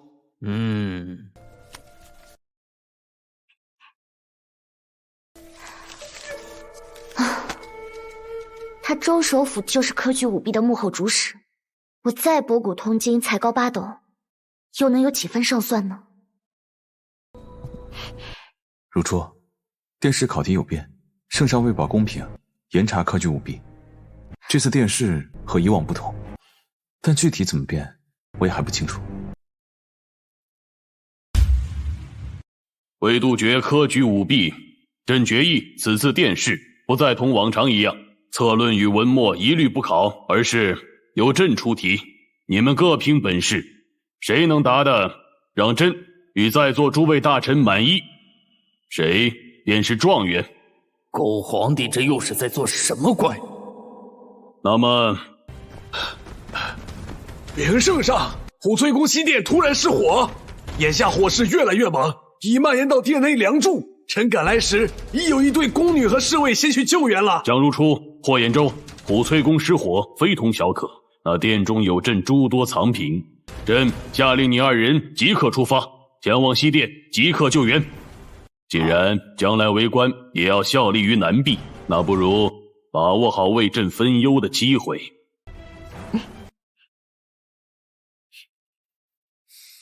圣上这葫芦里究竟卖的什么药？救个火，又如何能从他二人中分出伯仲来？禀圣上，虎翠宫西殿火势均已扑灭，只是那杂役间火势界的风势仍较猛烈，救火人员一时难以入内。不过，臣看到姜氏考生似乎冒着危险跑入了杂役间，目前还不知其下落。叔叔，算我求你，不要为了我，或是为了什么成为当朝第一女状元，牺牲自己的性命。圣上，臣回来晚了。你怀里抱的是何物啊？回禀圣上，我怀里抱的是先帝的御笔字帖。如今西殿火势正猛，还有诸多文物，恕臣无法一并带回。这字帖是先帝留下的唯一遗物，乃国之重宝，如若损坏，便是对先帝的不敬。圣上乃一国之君，以孝礼治天下，微臣以为这也是先帝最宝贵的物品。霍兖州不愧是策论能写出磅礴之势的状元种子，哈哈哈哈哈！圣上，这考试时间将近，姜氏迟迟未归，恐怕是凶多吉少。更何况霍兖州的答卷无可挑剔，这状元归属于谁已是不言自明。圣上，微臣妻子姜如初，遇事向来稳重而有主见，此次前往普翠宫救火，绝不会轻易出事。即便退1万步讲，现在生死未卜，总该等个结果。微臣不解，诸位大臣为何如此急于定夺，巴不得姜如初永无归期？难道是怕他万一击败霍兖州，夺得了本届状元，夺了你们心中本已想好的结果，坏了你们的谋划？姜如初能步步走上殿试，八成有周长季大人从旁协助。他姜如初是否真有实力，依臣看未必。臣附议，当今科举舞弊之风已成气候，再不整顿，我南壁朝堂之上，兴许竟是姜如初这样的祸患。方才诸位大臣所提的提议，是为朝廷秩序，也为殿试公平考量，还请圣上尽早给出决断，好让后续事宜有序推进。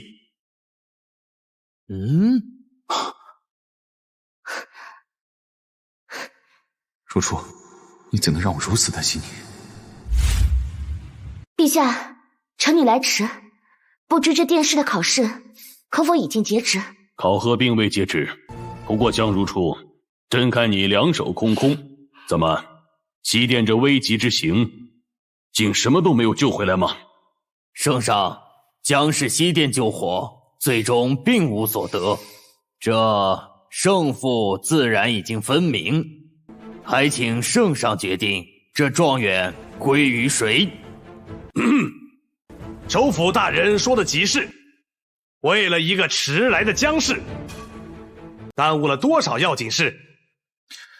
成何体统？依臣看，不该再给他辩解的机会，反倒该给他第一个轻慢礼法、扰乱朝堂的罪名，以儆效尤。哼！今日诸位大臣倒是格外踊跃，叽叽喳喳，争乱不休，倒让朕瞧着新鲜。往日里，但凡朕问及朝政利弊、民间疾苦时，你们却沉默不语，连半句实话都不愿意说。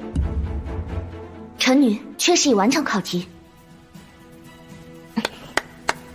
都进来吧。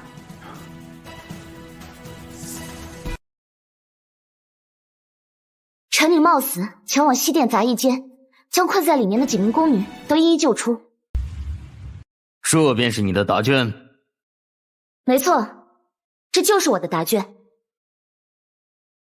圣上，若要说这人命可贵，并非不可，而这将是救人之举，乃是常人常道。可这毕竟是殿试，臣以为霍延州为救先帝亲笔，乃是将我南壁文明置于最高位。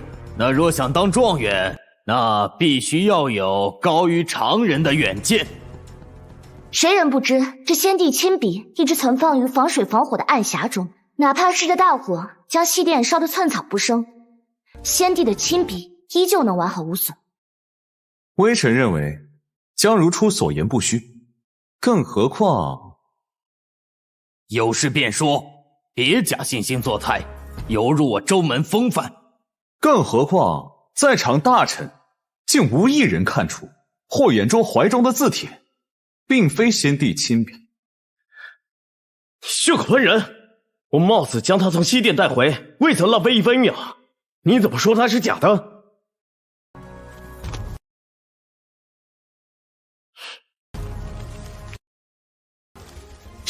这怎么是假的？这怎么可能？究竟是谁调了包？我的爱妾为助我击溃父亲的势力，冒着生命危险将字帖调包。父亲，我已羽翼丰满，如今你再与我相斗，恐怕是再无任何胜算了。朕真的是不敢想，你们究竟是如何管理自己一方政务的？圣上，微臣确实不知字帖的真伪，可微臣护国的真心，请圣上明鉴。霍衍州科举舞弊，即刻打入大牢。刚才凡是为霍衍州发言的臣子，统统拉出去杖毙。皇上饶命！皇上饶命！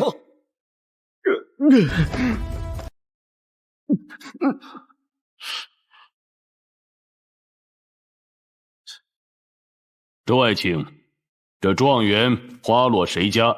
你觉得现在该如何定夺啊？启禀圣上，臣以为江如初得这状元之名，实属当之无愧。承蒙皇恩，臣恭贺江氏荣登新科状元。谢皇上恩典，谢大人赏识。周爱卿既已完成状元定夺的差事，本职算是了结了。不过方才霍衍州已被判入大牢，那我们是不是得好好商议商议，这失察包庇之罪该如何给你定啊？圣上，若是没有我包庇状元、扰乱朝政的证据，就要定我的罪，那就要看看军机大臣、兵部尚书、九门提督他们答不答应。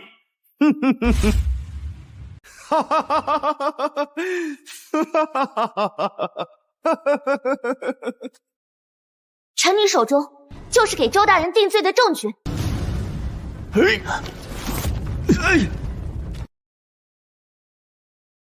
众人皆知，圣上的亲妹妹永安公主，在嫁给周大人的几年后，生了一场怪病，蹊跷离世。当年曾有众人称，永安公主实为周大人亲手杀死，奈何物证不足，也亏得周大人心思缜密，此事便草草了结。而我手中，则是永安公主被杀害前留下的控诉书。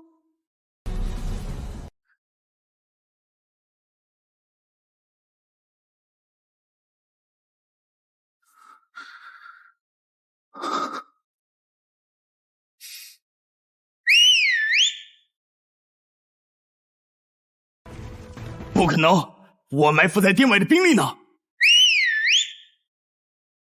你想听的是这个吧？南壁决战，听候周将军号令！南壁决战，听候周将军号令！南壁决战，听候周将军号令！周沧海私藏兵力，主控科举舞弊，杀害当朝郡主，桩桩件件都是谋逆大罪，其罪当诛。如初，谢谢你，是你让我终于为母亲昭雪。西北气燥又干寒，我专门去胭脂铺给你买了几瓶雪花膏，你一定要记得每天都要涂啊！还有这个青霉酱，我早就给你治好了，你每次吃完记得盖上盖，要不然容易坏。对，还有这2件衣服，我专门去裁缝铺给你定制的，一件烟粉，一件水绿，我觉得都挺适合你的，你觉得哪件好看？那就都带着。这些到时候给你找个小厮帮你打理。这样吧，我让刘应陪你一起去啊。夫人，您看看我家公子是不是得了什么怪病了？自打您官授御史之后，就像跟屁虫似的。这也罢了，一听说你要外巡呢，恨不得把全南壁的物件全都塞这2个箱子里。相公，你看你忙来忙去的，连口水都顾不上喝，快，赶紧趁热喝。瞧见没？本朝第一女状元用过的茶杯。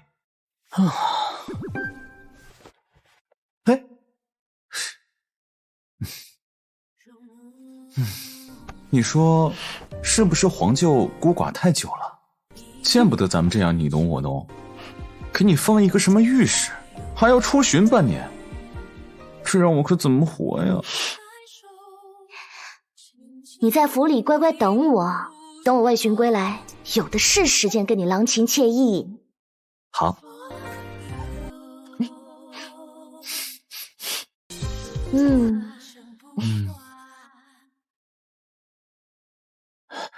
等等我！怎么又准备了这么多行李啊？这车上都放不下了。这是我的行李。什么意思啊？我跟皇舅辞官了，从今往后你去哪儿，我就跟到哪儿。我的御史大人。